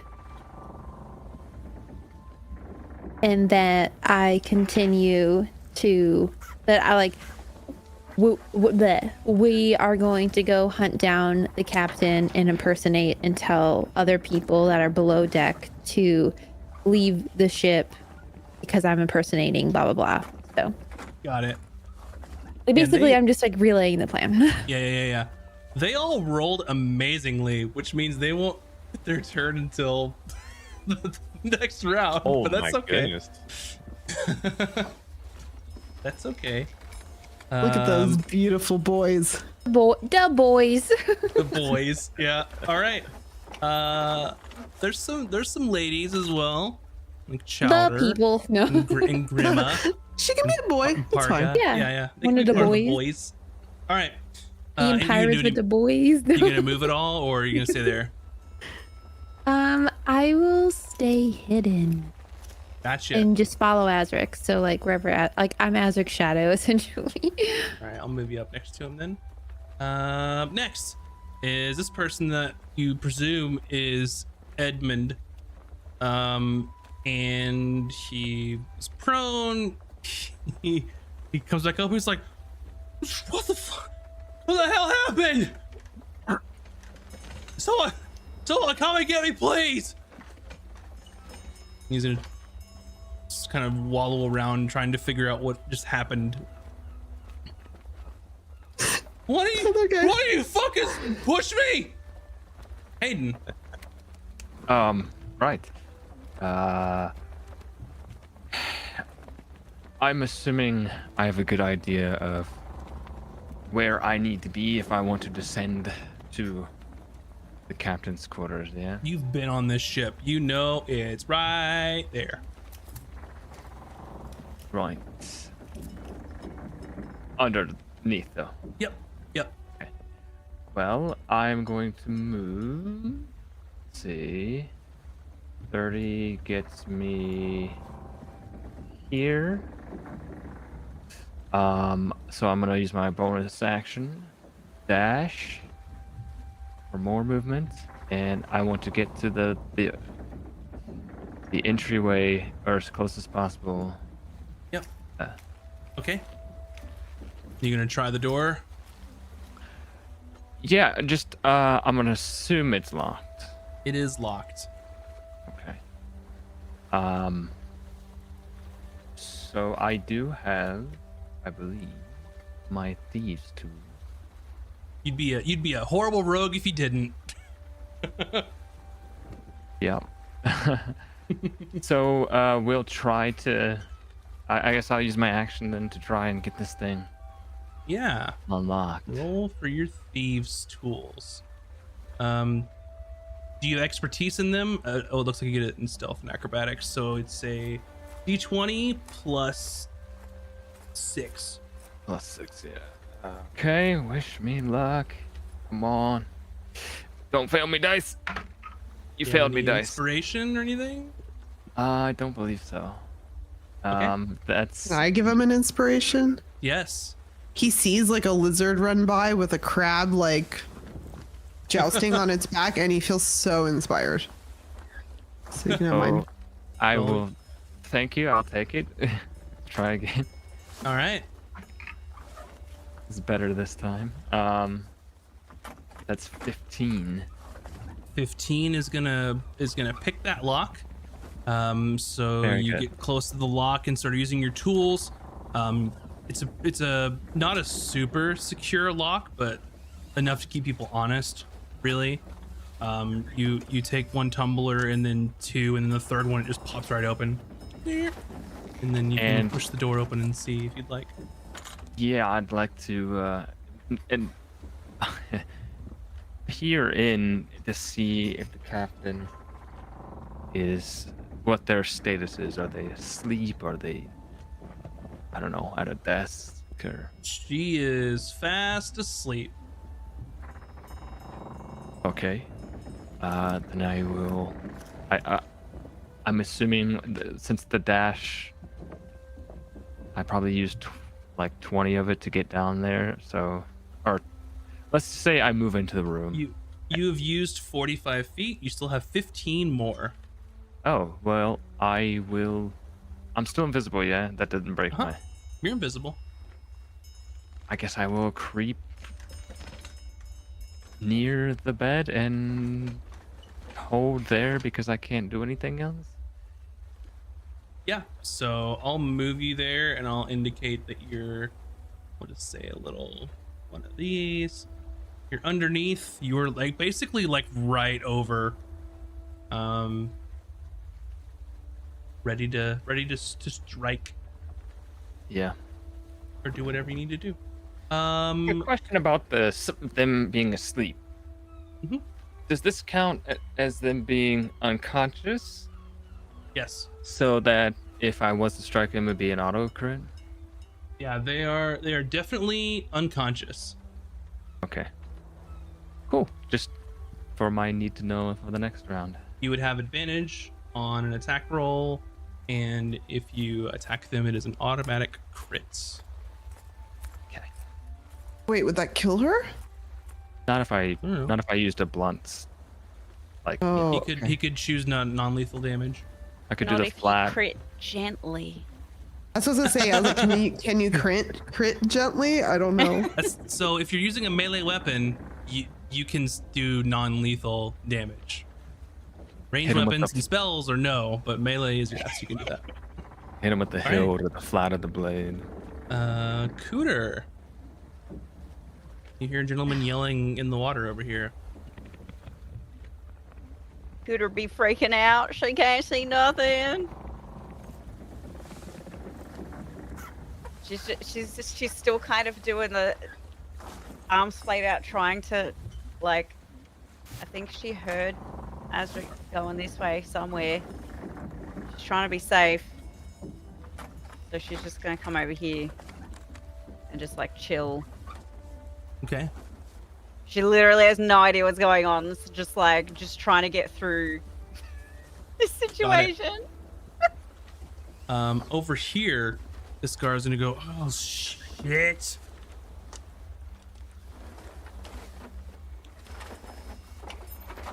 Thomas! He just starts walking over in this direction to go see what's going on. He's like, he's not in a hurry. He's kind of like pissed off. He's like, God, like now I have to actually do something on my watch. Like this idiot fell in the water or some shit. And then this one goes up. Edmund, I can't see you. It's too foggy. Are you all right? Up next is Czar. And we're going to move there, over here, and they will attack the crew member. They're going to hit.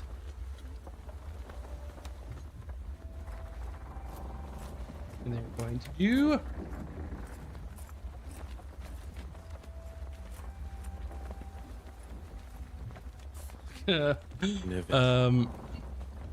actually they only need to be here because they have reach.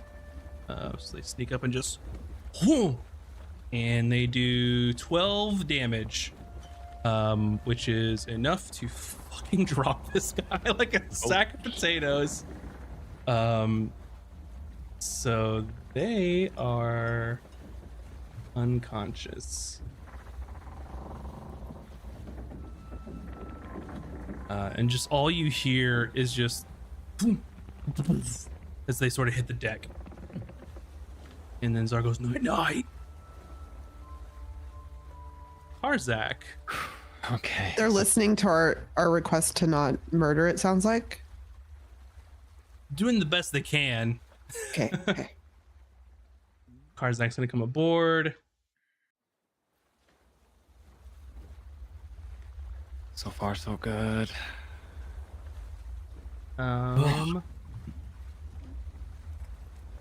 They are going to try and stealthily make their way, so they don't have any more movement than here. Parga, this goblin, gonna move over here. They're gonna use bonus action.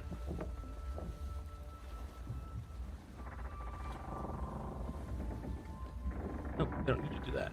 So they're just gonna make way over here. Grima is gonna stack up here. And Chowder's gonna be here. Emmy. Okay, I'm gonna run 20 more feet. I'm gonna climb 20 more feet up. And then I will dash to get the remaining 10. Okay. And then I'll use my 10 movement left to find, I know it's fog clouds, so it might be a little tricky. We're at the top of the boat, so I'm hoping I can see it. I'm looking for if there's like a warning bell or a light. Like anything that he could use to do like a warning signal that'd be louder. So there's definitely like a bell up here. Perfect. I run towards the bell, and when I run out of movement, if it needed, Bucket's gonna finish the journey. And Bucket's gonna run up inside the bell and take both of his little claws, and he's just gonna clamp onto the little, I don't know, the clapper, and he's just gonna clap onto that and like wrap his little body around it. So if somebody starts ringing the bell, it's just gonna be Bucket going thunk, thunk, thunk, thunk. He's gonna mute the bell. And you do a stealth roll for Bucket for me. Yeah. I don't know what his. Hold on, I have it right here. Okay, 12. A 12. He's about to sacrifice one for the team. Gotcha. Have the worst headache of his life. Kurzak is gonna come aboard.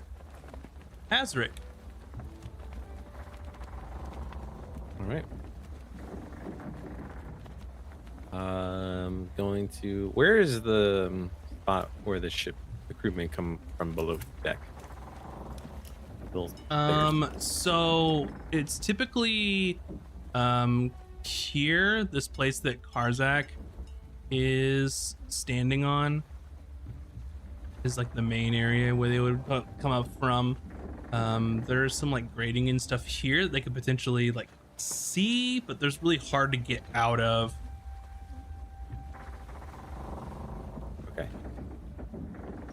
I suppose I'm just gonna head towards the captain's quarters. Okay. 10, 15, 20.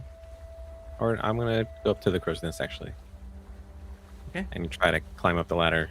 But my movement will only get me to 10, 20 to here. How much did you spend? 30? 30. So you can be 10 feet up. Because if there's rigging, which there is on a ship, you don't have to use half your movement or double your movement to climb. You just climb with normal speed. Okay. That's beautiful. why it's there. That's all I do. Slug is gonna go over here. Then Gatto gonna go over here. I'll put her on the board now. Who's her? The captain. She's sleeping. Alrighty then. Taj. Seeing that Azric is going up the mast, I will creep. You said the captain's like over, like the entrance is over this way? Yes.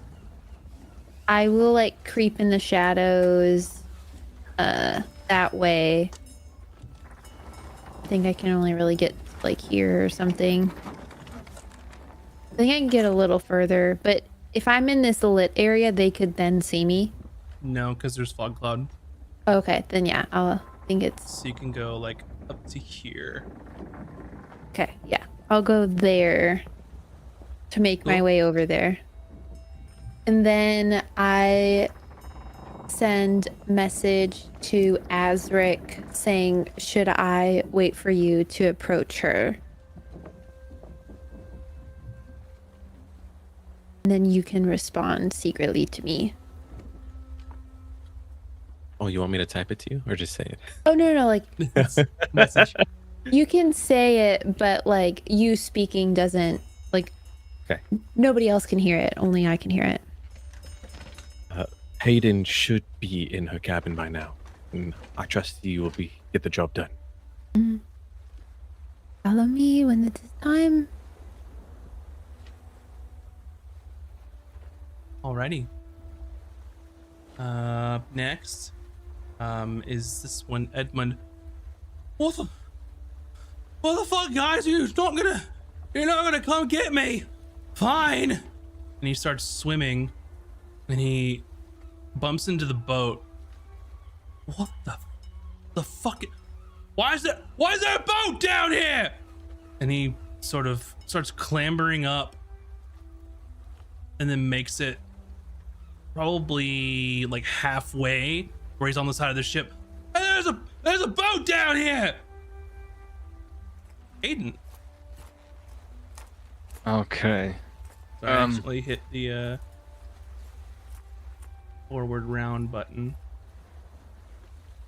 Oh, Yeah. boy. All right. Your turn. So I'm currently looming over the captain right now. I am going to attempt to use the, let's say, guard of my saber to give a strike that will hopefully make sure she stays asleep for a little while. It's a little bop. Yeah. So, and you said she's laying down, so I have advantage, and then if I hit, it'll be An automatic crit, and you will no Okay. longer be invisible. gotcha. All right. Here we go.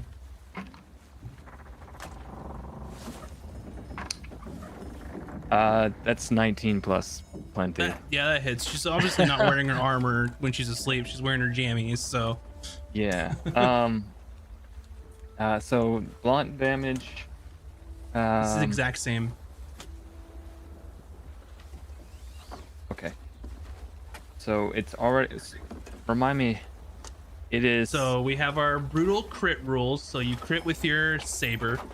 So you do a minimum of. So your saber, that's 12. What's your sneak attack now? Sneak attack. What's your dice? I mean, your dice that you have for sneak attack. Oh, 2d6. So 12 plus 12. I think, right? At level 4, it's, yeah, 2d6. Pretty sure. Yep. 2d6. So you've done 24, and then you roll a d8 and 2d6. Okay. That's another. That's another 17 damage on top of that. Okay.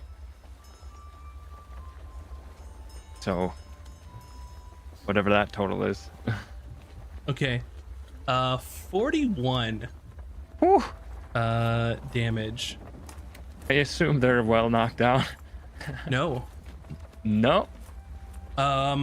So you hit once, and she what the and she sort of opens her eyes, and you can follow up if you'd like. Yeah, I'll quickly follow up and try to hit her with the guard of my rapier, I guess. Uh-huh.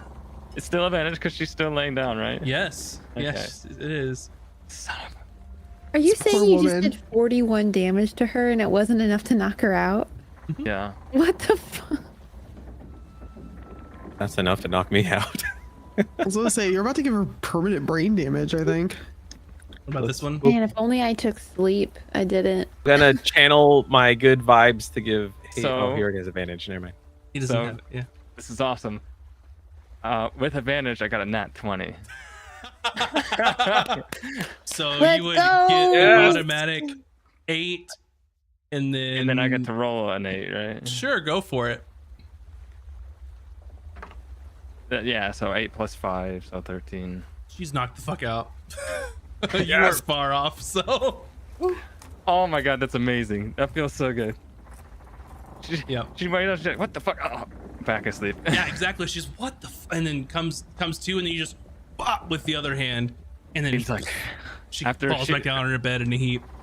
yeah, after he makes sure she's out, he's like, really sorry about this one. So that was my action. Bonus action Uh, movement.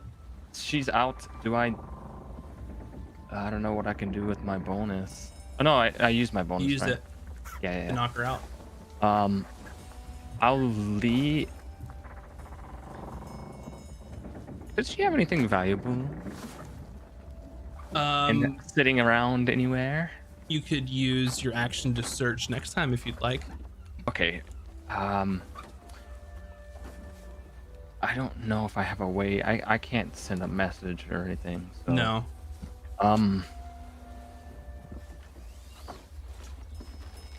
I'll just hang out in her quarters, and I guess what I can't even do that because that's probably an action too.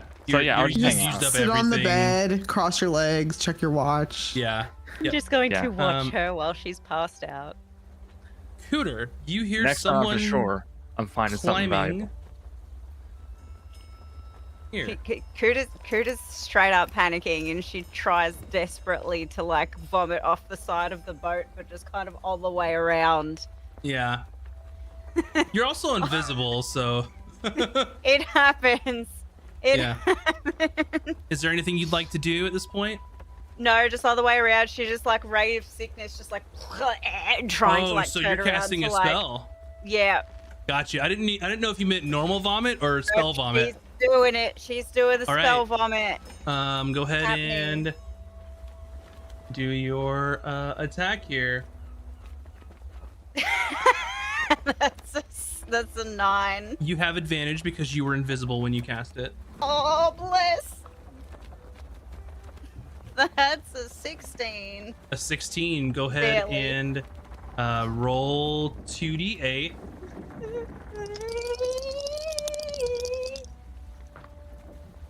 12. You kill this man. Again! No! You kill this man. She's like, again, no, like knees to the So ground. tell me what it looks like when you come out of invisibility and you look over the side just as he's climbing up and you just ray of sickness vomit on this dude. She hears him climbing up. She can hear him screaming and making a fuss. So she just enters like straight up panic mode, as she knows that she's gonna throw up. So she tries to like kind of aim it off the boat so that the boat doesn't just start, disintegrating under their feet. And then She can't see him, just like by the right in way. his face. No, she can't. She And doesn't then know she She killed him. can't see shit. Yeah. No. But she hears She him doesn't go, have night vision, right? Yeah.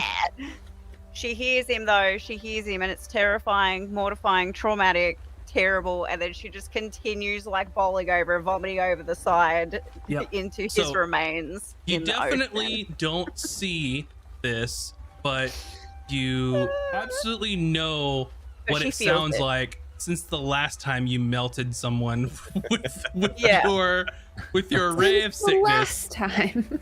Yeah. and they are deleted, and you just hear just them hitting the side of the boat, hitting your boat, and then tumbling into the ocean. Last time on Melting Dudes with Acid. Let's see. It is this person's turn. Well, they're unconscious. They don't get to do anything. This person in the crow's nest. He hears all this shit. He goes, "What the fuck is going on?" And he heard people yell. He's heard all kinds of shit. He's like, fuck, guys. Let's see what he'll do. Okay. So he goes to reach his hand towards the bell, and he goes, oh, fuck. And he starts to climb down. And he climbs down to 30 feet, and then he's right at your level now, Azric. So he climbs down and then reaches and then like hits your shoulder. And sort of like, what the fuck? And then Czar's turn. Czar is Did going you say he to- did ring the bell? No, he went to, but based on what I rolled, he didn't want to wake everyone up in case it was just Gotcha. something. Okay. I was just like trying to them decide if fucking Bucket around. was dead or alive or not. No, because he would know, like in his mind, it's do I wake everyone up, and if they're just fucking around, then I get in trouble for waking up the whole damn ship. Yeah, No. makes sense. And so Czar is going to use their movement, and they're going to come in with you, Hayden, and they're going to drag this unconscious guard here inside.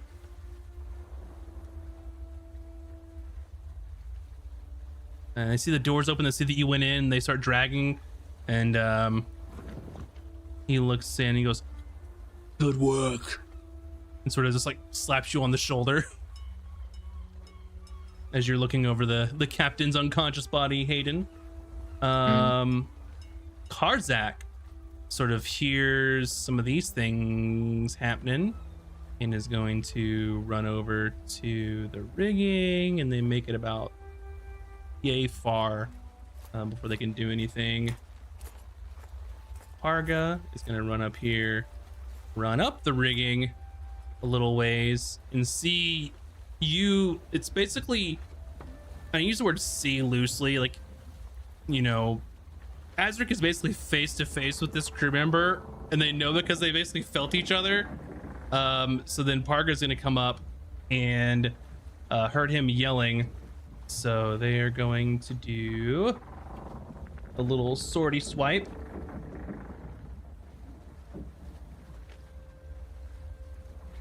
They're gonna, Jesus. The boys are doing work, y'all. They're gonna do 8 damage. Oh boy. Heck yeah, they are. Not enough to fucking knock him carry out, grab. but Parker's just like, "Rah!" and just slashes at this guy in his back, which then prompts Grima to probably finish them off.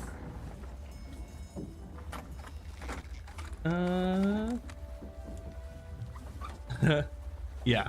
So Grimmer does the same thing. Slash. Bop. They fall 10 feet.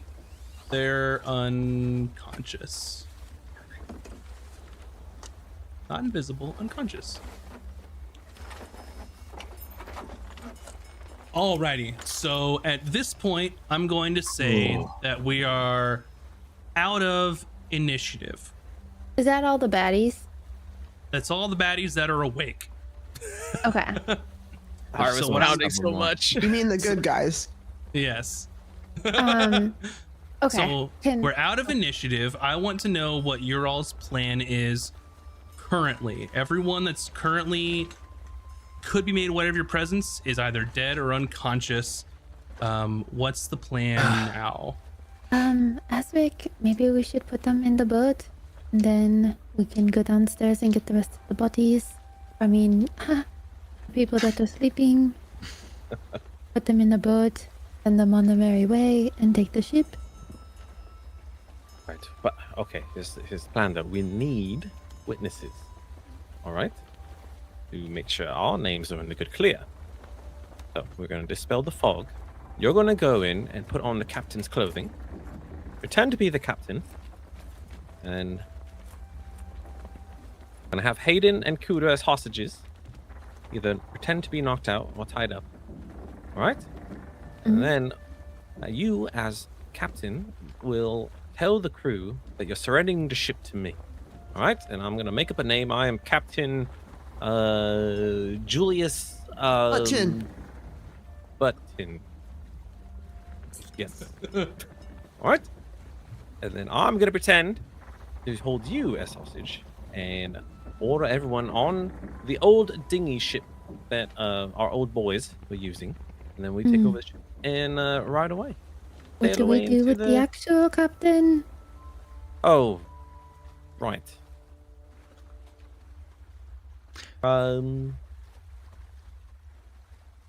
As soon as we're about to depart, I will pretend to knock you out, but then we toss over the knocked out captain onto the ship, and hopefully they catch him.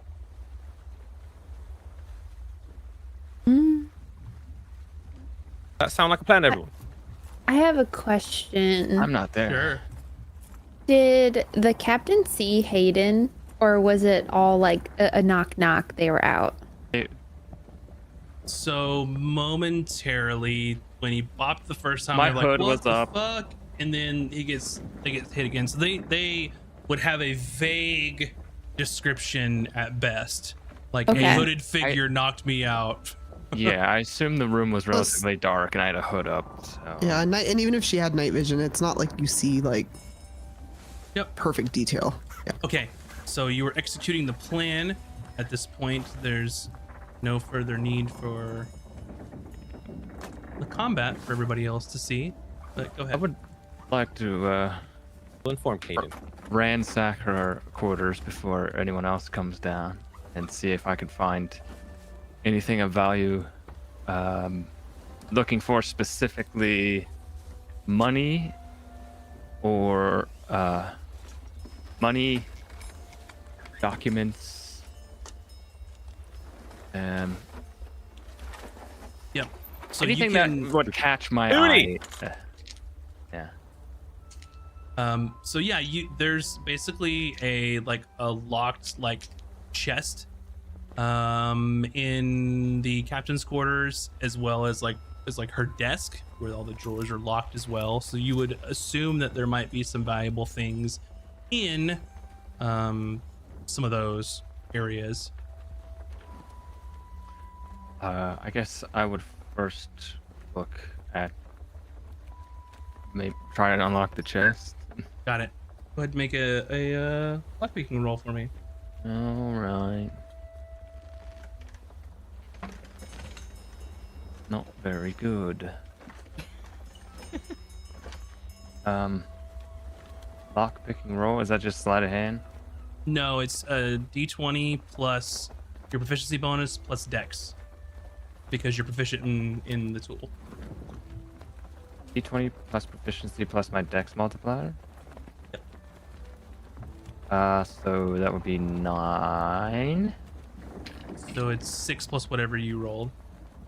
So yeah, it'd be 9 total. Yeah, you're not busting open the chest slot currently with a 9. It's a little beyond your means at the moment. Maybe you're still a little adrenaline, dumped after doing this plan. We can come talk about the other stuff later. So the plan.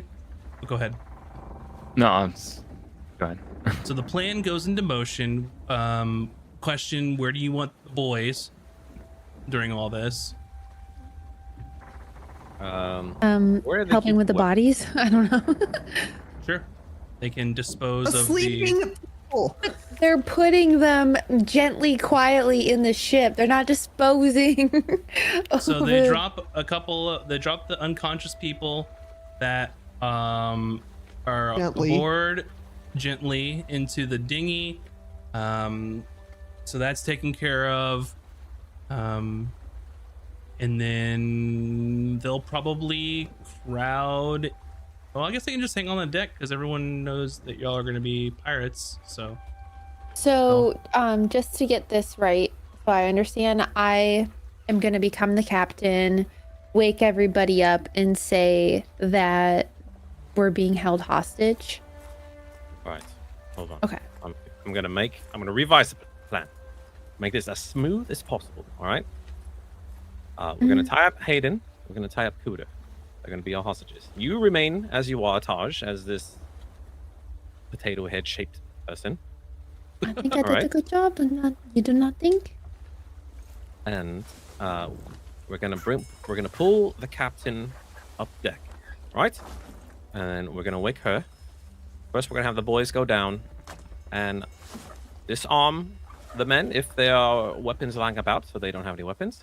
We're going to escort them to the deck of the ship. All right?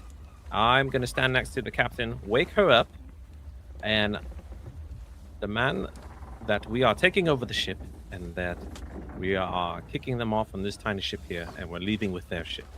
All right? And then we're keeping Hayden and Kuda as hostages. That way, we still have deniability. And if they ask where Emmy, Paj, and Azric are, I will say that they have been dispatched and no longer, or as swimming with the fishes, so to speak. So I am not becoming her. I am staying myself. Yes, we need them to believe that we had nothing, that us, as normal selves, had nothing to do with this. Okay. So, plan is in order. The boys go down into the hold, and you just hear them, like clanging swords and like their maces against like metal and barrels. Oh, I wake the fuck up! And they're just basically waking everyone up. And you hear Kurzak saying, "Everyone on above board here. Everyone on the deck. Your ship's been taken over. We got your captain. Move it!" So all of them just start basically waking people up that were asleep, taking weapons away so they can't fight back, and just like herding people up on top of the deck.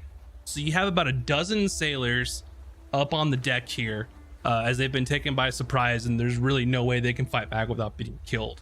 And so everyone's on the deck. They see Cooter and Hayden fake hostaged. They see Potato Head Pirate and butt chin pirate. And what would We're you like to cute. say? I be Captain Julius Buttons, and we are taking over the ship. You're gonna board this dinghy here, and we're gonna kick your ass out here and taking the ship with us. These two here on the floor, we're taking them as hostages. Have you woken the captain up, or is she still I'm like shaking Unconscious. her as she's unconscious.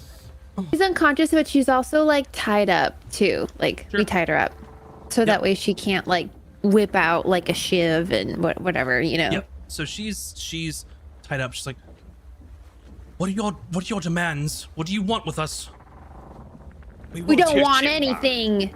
We just Yeah. want the ship. She sort of takes like a survey of the situation. Do as they say. She looks at you, Mr. Julius, and says, "Just so you know, you may get away with this today, but taking my ship, I will hunt you the ends of the oceans. I will find you, and I will destroy you and anyone else that's part of your crew." Yeah. That's what they all say. That's real sweet theory, but without a ship, there's nothing you can do to stop us. Now get on that blasted little ship. All right, make a with advantage, either a performance or a I will say intimidation. Both of us or just him? Just for the Julius, because you're assisting, you're in character, you got people tied up, so that's what's giving them the advantage on this. I got a 20 Yep. of performance. Gotcha. So they listen, especially with the captain saying do as he says. They don't look happy about it, but they're all corralled into the little dinghy, and it's going to be tough to get 12 people on there. There's also you- the like small little paddle ship that the boys took. well, that's what you're giving them, that one. I'm assuming you're keeping the rowboat from this ship. Yes. We need to keep it. So they pile into that little dinghy. You see Mr. Roderick. You see the bosun, Kaylin, and they're just like, they look kind of crestfallen that like, how could this kind of happen to us? And they really can't do anything about it whatsoever. And then So- I say, as if we were sailing away, it's like, sorry about your other friends. We dispatched them. The white-haired fellow and the lass and the quiet one.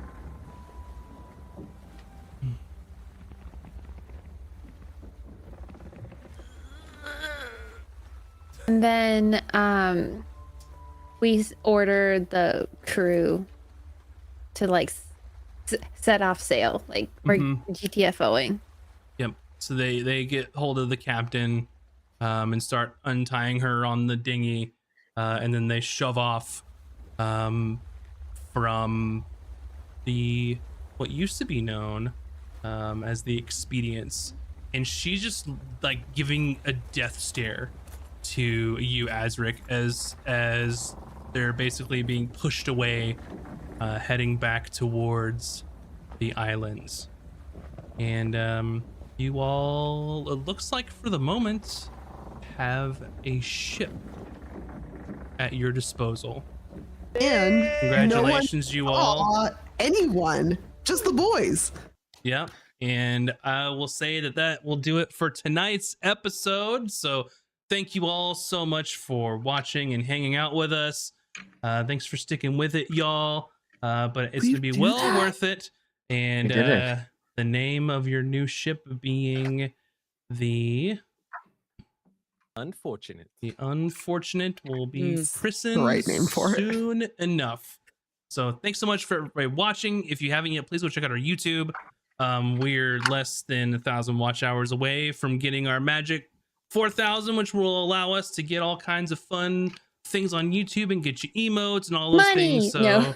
yeah, and money. Whoa. Yeah, Hey, you know, cool maps. appreciate all of the follows and the subscriptions and stuff, because with that being said, it's a good point, Mac, that anything that we get goes back into the stream to get cool maps, like the cool ships and stuff that we got and all that kind of thing. So the money just goes back into it to make the better experience for everyone. So with that being said, we'll be back Monday. Don't miss Tome of Knowledge, 6 p.m. Pacific, where my dad's going to be on stream and talk about old school D&D. And with that, we will see you all later. Have a great night, everybody. Wait, no inspiration, no MVP. Maybe we all get inspiration for stealing a Yeah, ship. do we all get inspiration? Because we feel like we deserve it. We'll talk about it later. It's already late. Bye. That's a no. Bye, Maximus' dad everybody. gets inspiration. Okay, Yeah. bye.